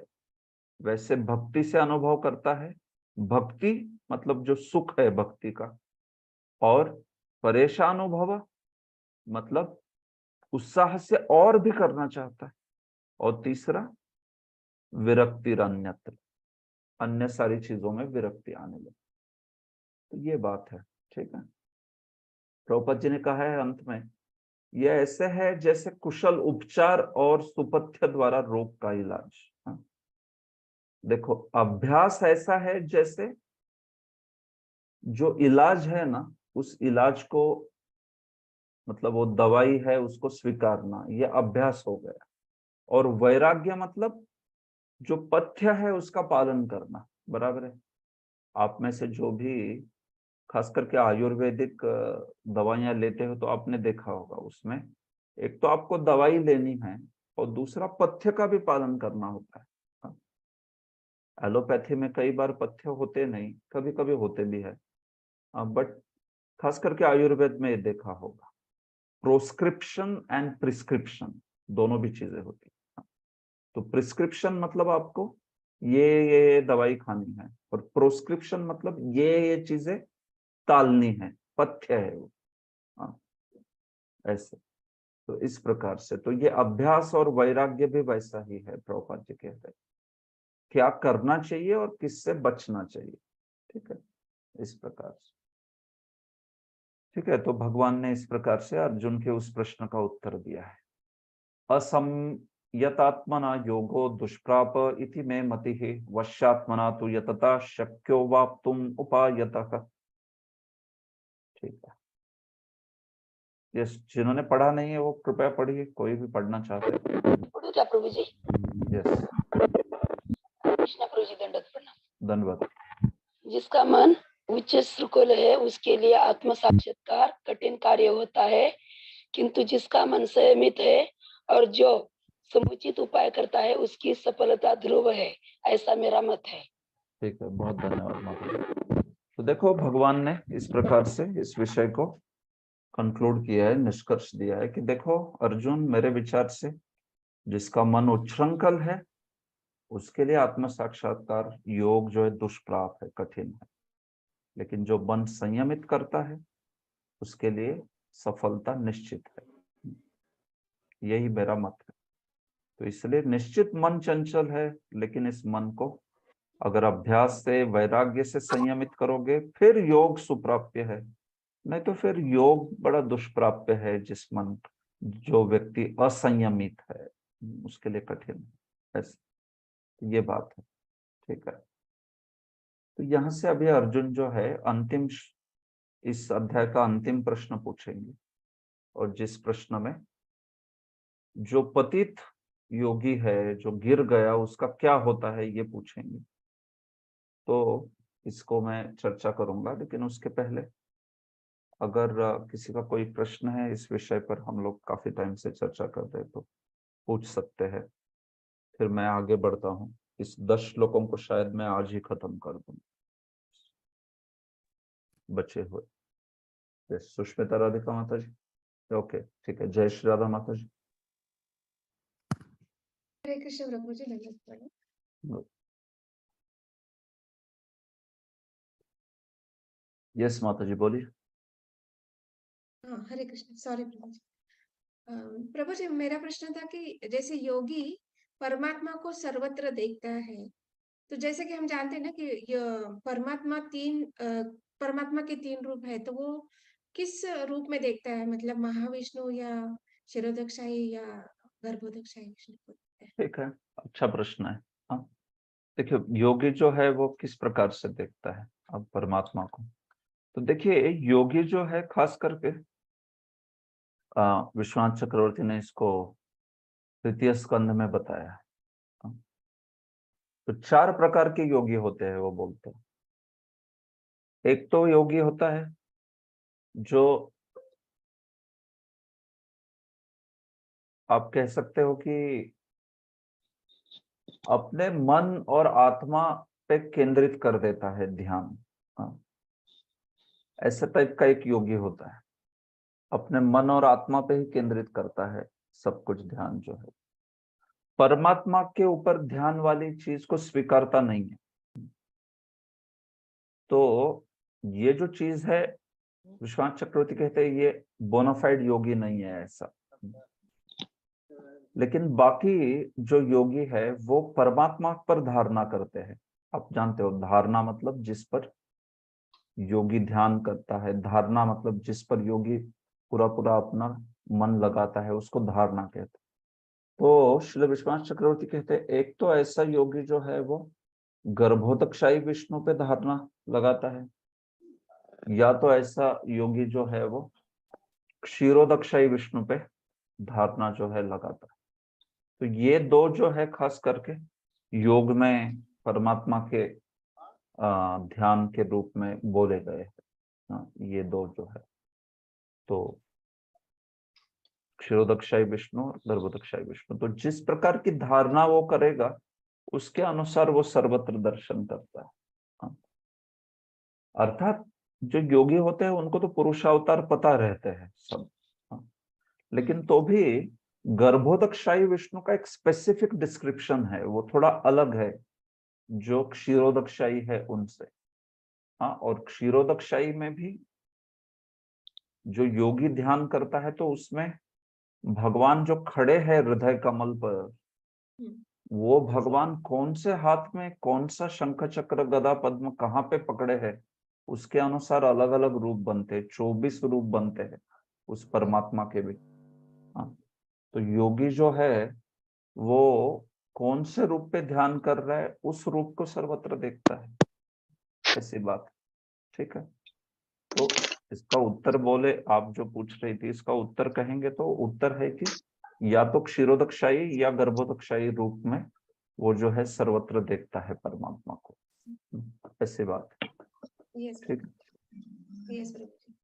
और प्रभु जी, मेरा और एक प्रश्न था कि जैसे यहाँ पे बताया ना कि योगी जब देखता है कि दुखों से दुखी होता है और सुख से भी सुखी होता है, और वो अज्ञान से वो ज्यादा पीड़ित होता है, मतलब वो जानता है जीव विषय में फंसा हुआ है, और वहां पे कहा गया कि वो परम हितैषी भी है। तो वो किस प्रकार से परम हितैषी कार्य तो करता है? यूजुअली यस परम हितैषी इस प्रकार से होते हैं योगी लोग की। ये योगी लोग भी कुछ उद्बोधन कर सकते हैं व्यक्ति का। वो लोग भी अगर देखते हैं भौतिक जगत में कि लोग पीड़ा में है वगैरह वगैरह, तो वो उस व्यक्ति को योग मार्ग पे लेके जाना चाहेगा। वो बताएगा कि कैसे कर्म का मार्ग दुख का कारण है और योग का मार्ग जो है वो भगवान की भक्ति जो है उसको प्रदान करेगा। मतलब योग का मार्ग जो है वो दुख से पीड़ा से मुक्त कराएगा। तो ऐसे कभी योगी लोग भी एक प्रकार से आप देखा जाए तो प्रीचिंग कर सकते हैं। मतलब तो योगी का जो परम हितैषिता है वो इस प्रकार से कि वो ज्ञान दे सकता है कभी।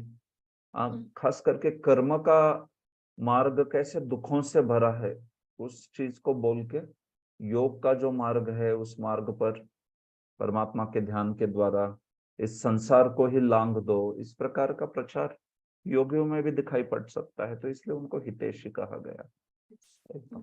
ऐसे कम होते हैं योगी, हो सकता है उनको कि दुख हो, उनको थोड़ा अज्ञान के कारण बुरा भी लगे, लेकिन फिर वो अपने ही इसमें रहते हैं, वो अपने मार्ग पे ही ज्यादा फोकस करते हैं, इतना कुछ अन्यों से नहीं करेंगे। जैसे प्रहलाद महाराज भी कहते हैं ना कि कई सारे ऐसे योगी और ज्ञानी होते हैं जो केवल अपने अपने मार्ग में आरूढ़ रहते हैं, अन्यों का ज्यादा कुछ विचार नहीं करते, हालांकि देखते हैं अज्ञान है, दुख है तो। लेकिन भक्त का स्वभाव ऐसा होता है कि प्रहलाद महाराज जैसा भक्त तो सोचता है कि मैं इधर ही रह जाऊं भगवान, और सबको जो है भगवान के धाम भेजो। नैवो द्विजय पर दुरतया वैतरण्य। मैं तो वैतरणी से भी नहीं डरता, कुछ नहीं डरता, मुझे तो बस इन मूढ़ लोगों को भगवान के धाम भेजने का है। तो वो परम हितैषिता बाकी योगी ज्ञानी में भी कभी कभी दिख जाएगी, लेकिन इतनी नहीं होती जैसे भक्तों में होती। ठीक है, yes sir, thank you so much. Sushmita Radhika माता जी। हरे कृष्ण प्रभु जी, धन्यवाद। मुझे दो प्रश्न है प्रभु जी।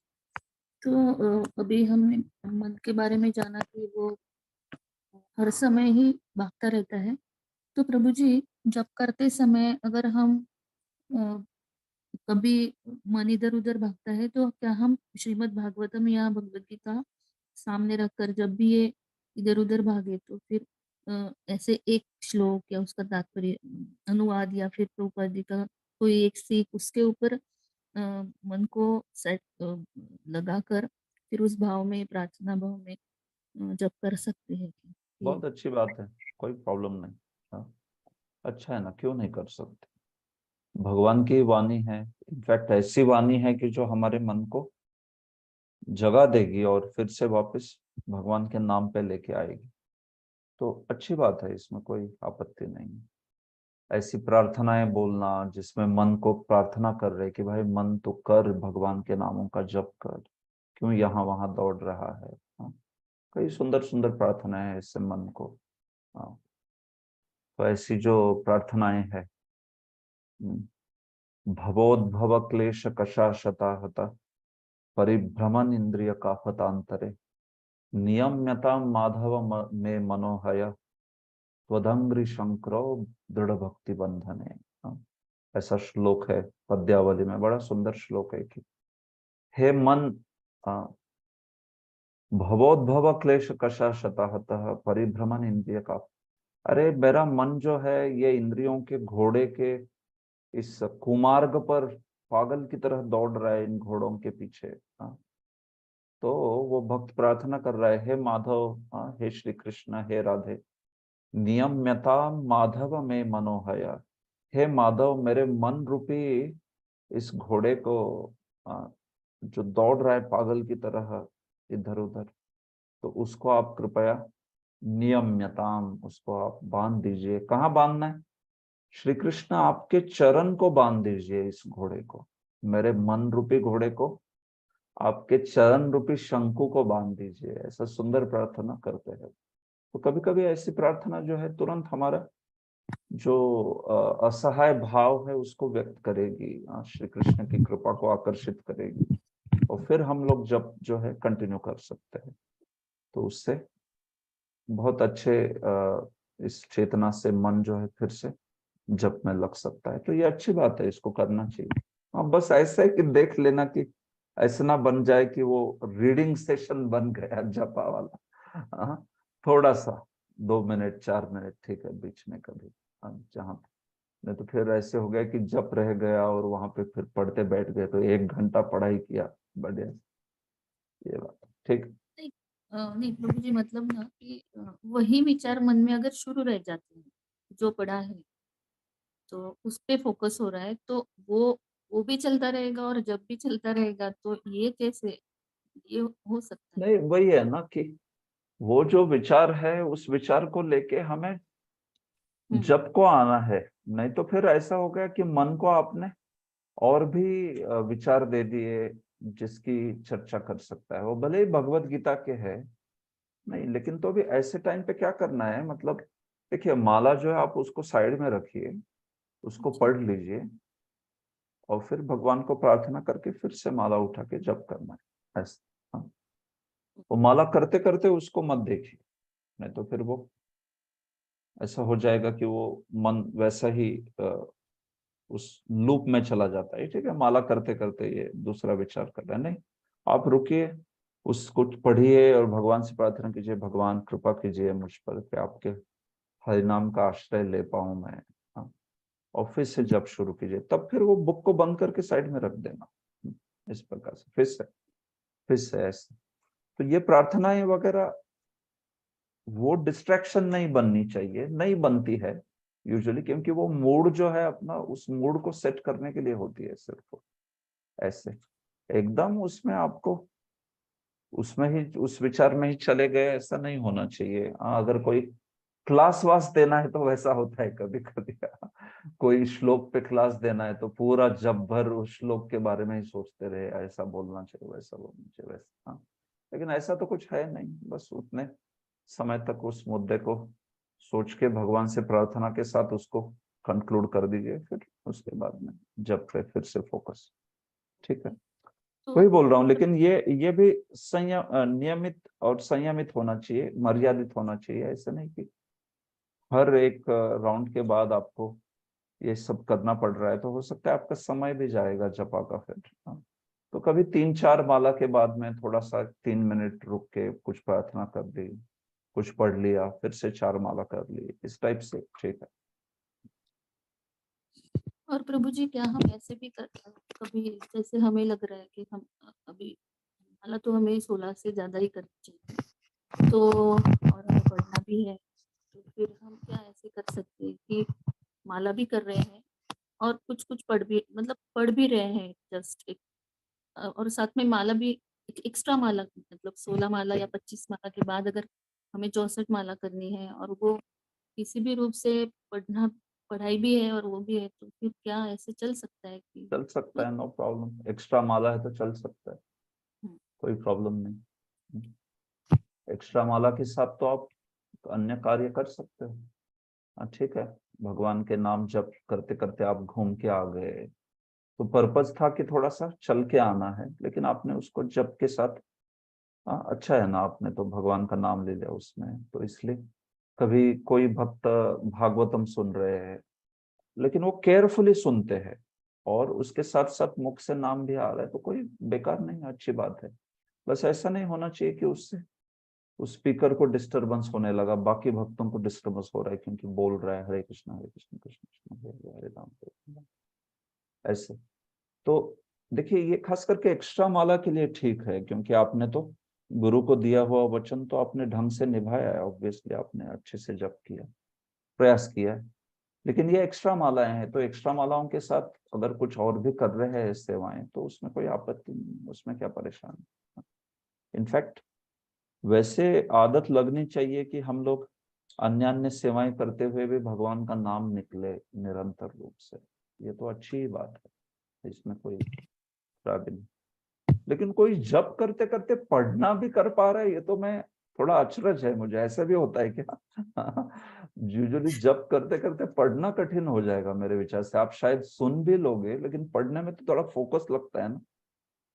तो पढ़ रहे हैं तो फिर हरे कृष्ण भगवान की चेतना से दिव्य हरे कृष्ण जागृत होने के बाद व्यक्ति जो है हरे कृष्ण, ऐसा हो सकता है। लेकिन हो सकता है कोई कर भी सकता है, शायद अकम्प्लिश हो सकता है। कई मैंने भक्त देखे जो भागवतम सुनते हैं और जप भी करते हैं साथ में, और एक्स्ट्रा करते होंगे होपफुली, लेकिन फिर वो उन्होंने सब सुना रहता है अच्छे से। मैंने 1-2 बार चेक किया उन लोगों को और पूछा कि ये प्रभु जी ने इसके लिए क्या उदाहरण दिया, तुरंत बता दिया उसने, ये उदाहरण दिया। अरे बोले ये तो सुन रहा है अच्छे से। तो ऐसा हो सकता है माता जी, कुछ कुछ भक्त ऐसे ऐसे प्रैक्टिस करके बन जाते हैं वैसे। लेकिन 16 माला बैठ के फोकस से करनी चाहिए, बाकी फिर उसके ऊपर एक्स्ट्रा तो आपकी इच्छा है, वो कोई प्रॉब्लम नहीं उसमें। ठीक। तो प्रभु जी मतलब वो माला जो है वो हमने 64 माला कर ली, ऐसे नहीं गिनी जाएगी, लेकिन ऐसा है? हाँ हाँ, अगर हम 64 कर रहे, अगर हम लोग कह रहे हैं कि हम 64 माला कर रहे हैं, तो फिर वो तो देखो, वो नियम से अगर आप करना चाहते हो तो फिर उसमें तो ऐसा नहीं होता है, राइट? हाँ, जप के नियम है ना अपने से, जैसे उपांशु शैली में जप किया जाता है, तो वो मतलब आपको इस टाइप से करना है कि आप स्वयं उसको सुन पा रहे हो, और फिर अन्य अन्य चीजों में व्यस्तता नहीं होनी चाहिए, तब वो जप का विधि है वो वैसे। तो वो तो एक एक्स्ट्रा माला आदि के लिए कर भी रहे कोई, सारी ही आध्यात्मिक कार्यों में जप होना ही चाहिए। हाँ, इसलिए वो ठीक है। लेकिन अगर आप 64 माला कर रहे हो और मतलब एक गंभीरता से प्रतिज्ञा के रूप में कर रहे हो, वचन के रूप में, हाँ, कुछ कमिटमेंट के रूप में, तो फिर उसको नहीं करना चाहिए वैसे। हाँ, फिर उस पर फोकस रह के ही करे, ठीक है? ठीक है माता थैंक जी। यू। वैभवी माता जी पूछिए, चलिए आगे बढ़ना है हमें। हरे कृष्ण माता जी, प्रभु दंडवत प्रणाम। मेरा भी मन के बारे में ही है।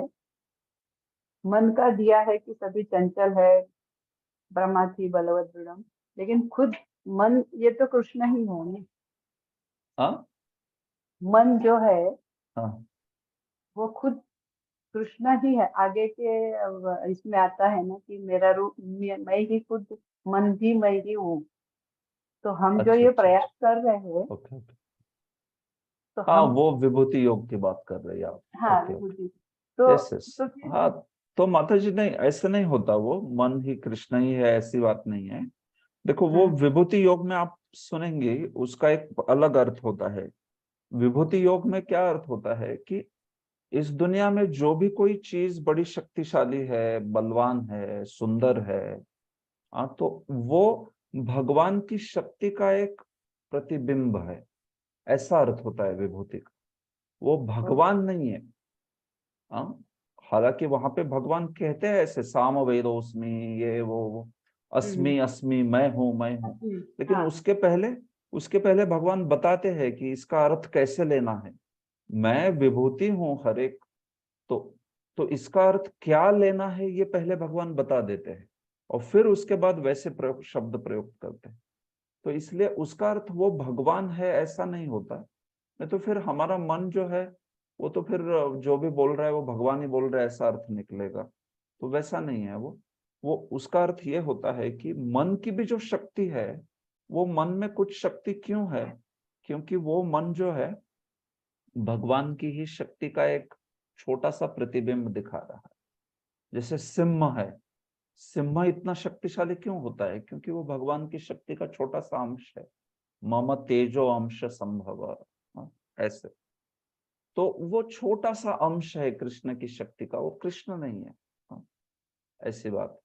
लेकिन इस दुनिया में जो भी कोई चीज है, भगवान बता रहे कि देखो मुझसे स्वतंत्र नहीं है, मैंने ही उसको वो थोड़ी सी शक्ति दी है, इसलिए वो वैसा शक्तिशाली बना है। हाँ, तो ये बात है। तो इसलिए मन भी वैसा है, लेकिन इसका अर्थ ये नहीं कि मन जो बोल रहे हैं भगवान बोल रहे हैं, नहीं नहीं। तो वो तो भगवान ये बताने के लिए बता रहे कि हर जगत की हर चीज जो है वो मुझसे ही शक्ति आती है वो। तो इसलिए आपको देखना चाहिए कि मुझसे डिस्कनेक्टेड ऐसी कोई चीज नहीं है, सब कुछ मुझसे कनेक्टेड है। तो बस आप जो है, विभूति योग का अपना तात्पर्य है। देखिए, विभूति योग अपने में एक विषय है, मैं अच्छे से बता दूंगा तब आपको कि विभूतियां भगवान की देख के हमारी क्या चेतना होती है उससे। हाँ, ठीक है माता जी। तो अभी के लिए आप इतना समझ सकते हो कि मन आदि जो है वो शक्तिशाली है, लेकिन वो हमें भगवान से दूर लेके जाना चाहता है, भगवान के पास नहीं लेके आना चाहता। भगवान से दूर लेके जाना चाहता है मन, तो वो परेशानी है। इसलिए हम लोग मन को ज्यादा ध्यान नहीं देते, मन को नियंत्रित करना चाहिए। ओके। लेकिन वो जो शक्ति है, वो तो हम जो प्रयास कर रहे हैं उसको तो समझता है ना कि भाई हम 16 माला करने का प्रयास, वाचन, कंटिन्यूअस भगवान का ही नाम लेना, तो वो शक्ति का जो अंश है भगवान का, उसको तो पता चलता ही है ना कि we are trying to be connect with तो मन। हाँ, पता चलता है तो तो तो फिर वो कंट्रोल क्यों नहीं होता ऐसे कि हाँ, तो यही तो बात है ना। देखो, हाँ। कंट्रोल क्यों नहीं होता वो, क्योंकि वो जो मन है ना, उस मन को जिस अवस्था तक वो अशुद्ध है, उस अवस्था तक वो शत्रु की तरह ही कार्य करता है। वो मन जो है ना, वो माया का एक एजेंट है। तो भगवान ने उसको पूरा पूरा माया जो भगवान की दासी है, तो माया ने उसको पूरा पूरा पावर दिया है कि तुम इस व्यक्ति को पूरा टेस्ट करो, थरली टेस्ट करो। हाँ? तो मन जो है ना, माया के एजेंट के रूप में अपने को पूरा 100% टेस्ट करता है। ऐसी कसौटी लेता है कि भाई सही में इस व्यक्ति की इच्छा है क्या कृष्ण को प्राप्त करने की। तो जब वो कन्विंस हो जाए ना, भगवान जो है हमसे हमसे चाहते हैं कि हम इस प्रकार का अभिव्यक्ति करें, एक्सप्रेशन करें हमारी भक्ति का, कि माया कन्विंस्ड हो गई कि इस व्यक्ति को कृष्ण ही चाहिए, मैं चाहिए ही नहीं। तो फिर माया जो है वो छोड़ देती है। फिर आप देखो, मन वगैरह सब कुछ ना फिर वैसा मित्र बन जाएंगे। फिर मन वगैरह इतना जो कि शत्रु की तरह कार्य कर रहे थे, वे फिर मित्र बन जाएंगे मन। और फिर वही मन जो है आपको भक्ति के लिए प्रेरित करेगा। हाँ, आप कभी कुछ आलस करोगे, हाँ चलो आज नहीं उठेंगे मंगल आरती को, तो मन बोलेगा अरे नहीं नहीं नहीं, उठो उठो, ऐसे कैसे, भगवान का इतना सुंदर दर्शन भगवान सुबह दे रहे हो, तुम सो रहे हो, तो उठो। हाँ, तो ये अभी मन बोलने लगा। देखो कैसे हो गया, क्योंकि शुद्ध हो गया ना। हाँ, वो बहुत शुद्ध हो गया, तो अभी शुद्ध मन आपको पूछ रहे। ये बात है। तो इसलिए ये बहुत महत्वपूर्ण चीज है। भगवान टेस्ट करते हैं अपने को, अच्छा कसौटी लेते हैं, इतना सहजता से नहीं आने देते आध्यात्मिक जगत में। लेकिन एक बार कन्विंस हो गए भगवान की अरे ये बहुत गंभीर भक्त है, तो फिर देखो फिर वो छोड़ देते हैं, सारा कंट्रोल माया का निकल जाता है। फिर ऐसा भक्त बहुत स्विफ्टली जो है आगे बढ़ेगा एकदम। हाँ, तो इसलिए आप इस प्रकार से समझिए कि जैसे एक परीक्षा की तरह है ये।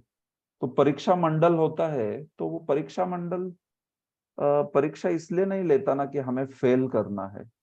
वो क्या टेस्ट करते हैं कि इसने पढ़ाई की है क्या अच्छे से। ये पर्पस होता है ना। दुनिया का ऐसा कौन सा परीक्षा मंडल होगा जो छात्रों को फेल करने में मजा लेता है? नहीं होता ऐसा। वो तो देखते हैं कि किसने पढ़ाई की है अच्छे से, जो पढ़ाई करेगा वो इसको सॉल्व करेगा। तो वैसे माया देवी टेस्ट करती है हमें। और माया मतलब माया के सब एजेंट नीचे के, मन, इंद्रियां, सब कुछ है। तो हमें टेस्ट करते रहते। तो वो कसौटी है कुछ समय तक। हाँ, निश्चित एक बार वो कसौटी पार कर ली तो फिर हम लोग भक्ति के मार्ग पे एकदम रॉकेट स्पीड से आगे बढ़ेंगे। ठीक है, very nice Prabhu, thank you. Hare Krishna. Okay, मुझे लगता है आज के सत्र में प्रभु जी बचे मेरा एक हुए प्रश्न था। हरे कृष्ण 10 श्लोक रह जाएंगे। हाँ, महानंदिनी सुदेवी माता जी पूछिए क्या। प्रभु जी, जप के बारे में था मेरा प्रश्न। पिछले बार मंदिर में हमारे यहाँ पे जब लेक्चर हुआ था, एक सुदामा प्रभु जी का हमारे, तो प्रभु जी उन्होंने कहा था कि हम जब जपा करते हैं तो हमें जो उसमें कृष्ण शब्द है ना, वो कृष्ण ही बोलना चाहिए। तो हम जपा करते वक्त इतने साल से तो अभी हरे कृष्ण ऐसा कृष्ण बोलते हैं। तो प्रभु जी फिर जपा ये गलत है क्या? मैं जो करती हूँ वो कृष्ण होना चाहिए, ऐसा उनका कहना है। देखिए माता जी, जप में भगवान का नाम तो लेना चाहिए अच्छे से। हाँ, इसमें तो कोई संदेह नहीं। लेकिन कृष्ण शब्द का सही उच्चारण क्या है, इस शब्द को जानने के लिए संस्कृत का ज्ञान होना चाहिए बहुत। हाँ, आप देखोगे मराठी लोग कृष्ण शब्द को कैसे बोलते? कृष्ण, बराबर है। क्रू, क्रू बोलते, क्रू ऐसे। और फिर हिंदी वाले लोग बोलेंगे तो आप देखोगे क्री बोलते, कृष्णा, कृष्णा ने कहा, कृष्णा, भगवान कृष्ण। हाँ, ऐसे। बंगाली में जाओगे तो कृष्णो बोलते, कृष्णो। हाँ, कृष्णो। तो अगर किसी को मूल हरे कृष्णा महामंत्र का उच्चारण सही में करना है ना, तो उसको तो पहले तो संस्कृत का ज्ञान होना चाहिए। कृष्णा, हाँ ऐसा उच्चारण होता है। कृ कृ संस्कृत में कृ होता है, ऋकार होता है। कृष्णा, स्न भी नहीं, क्षण, हाँ श और अण ऐसा होता है। वो आपकी जिह्वा जो है ऊपर तालु को स्पर्श करनी चाहिए उसमें। क्षणा ऐसा होता है, क्षणा। और कृ जो होता है ना, वो क्रू भी नहीं है और क्री भी नहीं है, वो कृ होता है, कृ। कृष्णा, कृष्णा, कृष्णा ऐसे बोलते हैं उसको। तो अगर हम लोग इतना ध्यान देंगे क्रू और क्रू पे, तो वो तो महामंत्र बोल जाएंगे और वो क्रू कृष्ण में भी अटक जाएंगे, है कि नहीं।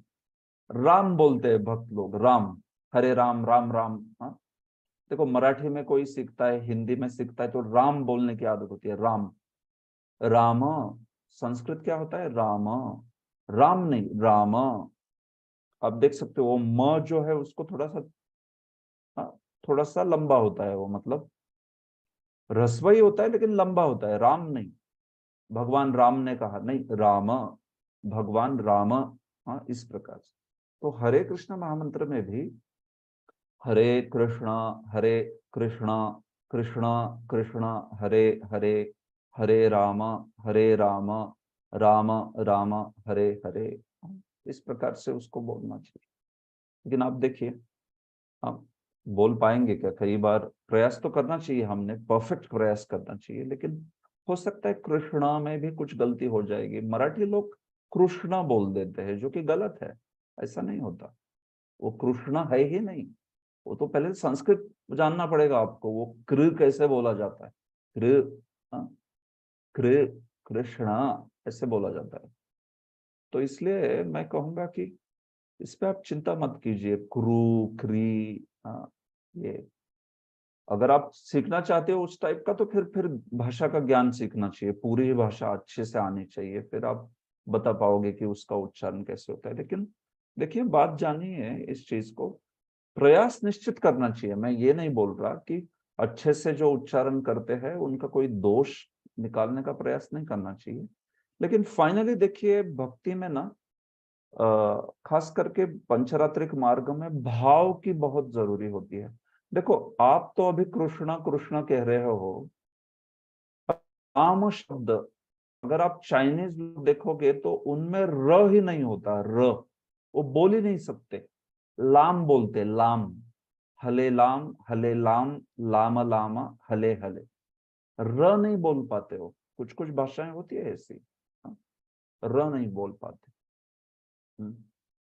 या फिर नॉर्थ इंडिया में आप देखोगे श को वो स ही बोल देंगे, श्याम सुंदर बोल देंगे, श्याम सुंदर, श्याम सुंदर, ऐसे बोलना चाहिए, श्याम सुंदर, लेकिन श्याम सुंदर बोल देंगे। क्यों? वो जमता नहीं उनको कई बार। तो देखो, इसलिए ये सब चीजें ना, अगर भौगोलिक इससे जाएंगे तो कितना उसमें कठिनाई हो जाएगी। किसी को ल बोलने को नहीं आता, किसी को श बोलने को नहीं आता। कितने सारे अच्छे अच्छे भक्तों को भी मैं देखता हूँ, श और श समझता नहीं डिफरेंस क्या है। शहामृग जो है और श, षटकोण वाला श, ये दोनों अलग है। तो कृष्ण में श है, श नहीं है। लेकिन डिवोटी बोलेंगे कृष्णा, कृष्णा कृष्णा, हरे कृष्णा, हरे कृष्णा, ऐसे। तो ये चीजें ज्यादा मायने नहीं रखती। इस पे ज्यादा बहुत दिमाग खटाना नहीं चाहिए, नहीं तो फिर क्या हो जाएगा, वो भक्ति की जो भाव है, वो कृष्ण को पुकारने की असहाय चेतना है, वो सब भाग जाएगी और इसमें ही अटक जाएंगे। राम बोला कि राम बोला, कृष्ण बोला कि कृष्ण बोला। देखो, एक बार प्रभुपाद जी को एक पंडित जी आके, तथाकथित पंडित जी आके बोलने लगे, अरे स्वामी जी देखिए, स्वामी जी आपके भक्त लोग कृष्ण शब्द को ठीक से नहीं बोलते, वो कृष्ण कृष्ण ऐसे बोलते, या फिर कुछ कृष्ण कृष्ण कृष्ण। वो जो रशियन होते हैं, आपने देखा है कैसे बोलते, हरे कृष्ण, हरे कृष्ण, कृष्ण कृष्ण ऐसे बोलते, कृष्ण नहीं बोल पाते। तो बोले, वो क्या है स्वामी जी, कृष्ण शब्द का वास्तविक उच्चारण कैसे है, कृष्ण या कृष्ण या कृष्ण? तो स्वामी जी प्रभुपाद जी बड़े अनोखे है कि नहीं? प्रभुपाद जी ने कहा पंडित जी चिंता मत कीजिए, कृष्ण को पता है उनको कौन बुला रहा है। ऐसे प्रभुपाद जी ने उत्तर दिया, कृष्ण जानते हैं कि कौन बुला रहा है। हाँ, तो आप इतनी चिंता मत कीजिए, भक्ति से भगवान को बुलाइए। तो मैं फिर से वो चीज दोहराऊंगा कि देखिए, अगर कोई अच्छे से उच्चारण कर रहा है तो अच्छी बात है, लेकिन वो अच्छे से उच्चारण करना भी मतलब ऐसे नहीं कि भाई उसको लग रहा है कि मैं अच्छे से उच्चारण कर रहा हूँ। उसको ज्ञान होना चाहिए, उसको खुद को पता होना चाहिए ढंग से कि ये क्या है, कृष्ण शब्द कैसे बना है, उसमें ककार है, ककार को ऋकार है, और वो ऋकार जो है वो मूर्धन्य व्यंजनों में आता है। ये सब ज्ञान के बाद कुछ बताने का प्रयास किया तो ठीक है, नहीं तो ऐसे हो सकता है जो बता रहे हैं उसको ही ज्ञान नहीं हो कैसे उच्चारण करते, और फिर काय को लोगों को बताने का। और वैसे भी ये सब चीजें सीखने के बाद भी महत्वपूर्ण चीज है कि आप किस प्रकार का भाव रखते हैं। ये सब परफेक्ट प्रोनाउंसिएशन करके भी अगर कृष्ण के प्रति भक्ति ही नहीं है तो फिर गड़बड़ हो जाएगी। हाँ, फिर वो उस वाले उस जब से कुछ लाभ नहीं होता, ज्यादा लाभ नहीं होता। हाँ, तो ये बात है। हाँ, उच्चारण सीख सकते हो आप अच्छे से तो सीखिए, बहुत अच्छी बात, लेकिन ऐसे नहीं हो जाए कि उच्चारण में मूल भक्ति का भाव ही गायब हो गया, इतना उच्चारण पे ध्यान की उसमें वो भूल गए कि मुझे तो श्री कृष्ण को पुकारना है असहाय अवस्था में। ठीक है माता जी, धन्यवाद प्रभु जी। हरि बोल। हरि यस, अन्य कोई प्रश्न? पद्ममालिनी माता जी आप कुछ पूछना चाहती थी या मनी ध्रुव प्रो? यस, ठीक है, ओके। तो यहाँ पर रुकते हैं फिर। इस अध्याय के अंतिम 10 श्लोक बचे हैं, तो इन श्लोकों को मैं अगले बार ले लेता हूँ। उसको शायद आधा घंटा लगेगा और बस, ज्यादा नहीं। उसके बाद में बहुत महत्वपूर्ण बीच वाला सेक्शन भक्ति योग वाला शुरू कर रहा हूँ। तो अगले हफ्ते से हम लोग 2 दिन कक्षा करेंगे, गुरुवार और शुक्रवार, 7 से लेके 9:30 तक, या कभी 7:30 भी हो सकता है, मैं बताऊंगा। तो इससे थोड़ा सा जल्दी हमारा समाप्त होगा। छठा अध्याय खत्म होने के बाद फिर 12 अध्याय बचते हैं, तो उसको करना चाहेंगे जल्द ही। अब मैं स्वयं आपको बता दूं कि मैं इस साल के बाद में उपलब्ध नहीं रहूंगा। अगले साल से मतलब 1 जनवरी 2024 से मेरी 7 दिन व्यस्तताएं हैं। 7 दिन शाम में कुछ कोर्स पढ़ा रहा हूं मैं, तो उसकी वजह से मैं खुद ही कर नहीं पाऊंगा क्लासेस। तो इसलिए मेरा खुद का ही विचार है कि इसको मैं दिसंबर के पहले पूरा ही करूंगा किसी भी हालत में, भगवत गीता को। और मेरे विचार से आपके लिए भी वो अच्छा ही रहेगा, क्योंकि हमारा ऑलरेडी 3-3.5 साल हो गए इस कोर्स को शुरू करके, तो हमने इस साल उसको खत्म करना ही चाहिए कैसे भी करके। तो थर्सडे और फ्राइडे करेंगे तो मेरे विचार से हो जाएगा ये। हाँ, ज्यादा परेशानी नहीं होगी। दिसंबर के पहले निश्चित रूप से, अगस्त, सितंबर, अक्टूबर, नवंबर, 4 महीने में एक्चुअली खत्म हो जाएगा। हमने एडिशनल 1 दिसंबर महीना पकड़ा है, इधर उधर की क्लासेस कैंसिल होगी तो जिससे ये खत्म हो जाएगा। ठीक है। राधा राधानाथ प्रभु क्या है, बोलिए। ये पूछ सकता हूँ ना फिर से, एक ही क्वेश्चन। यस प्रभु, थोड़ी बड़ी आवाज में, ऊंची आवाज में बात करेंगे, सुनाई नहीं दे रहा। आवाज आ रही है अभी? हाँ, अभी आ रही है। वही बोला था, ये चैप्टर नंबर 5 में जो निष्काम कर्म योग जो बताया था ना, तो आवाज नहीं आ रही? थोड़ी सी, बहुत ही मंद है, छोटी है बहुत, पता नहीं क्या हो रहा है।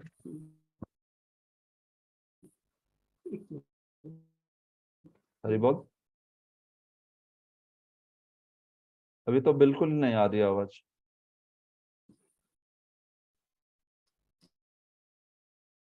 हरे कृष्णा।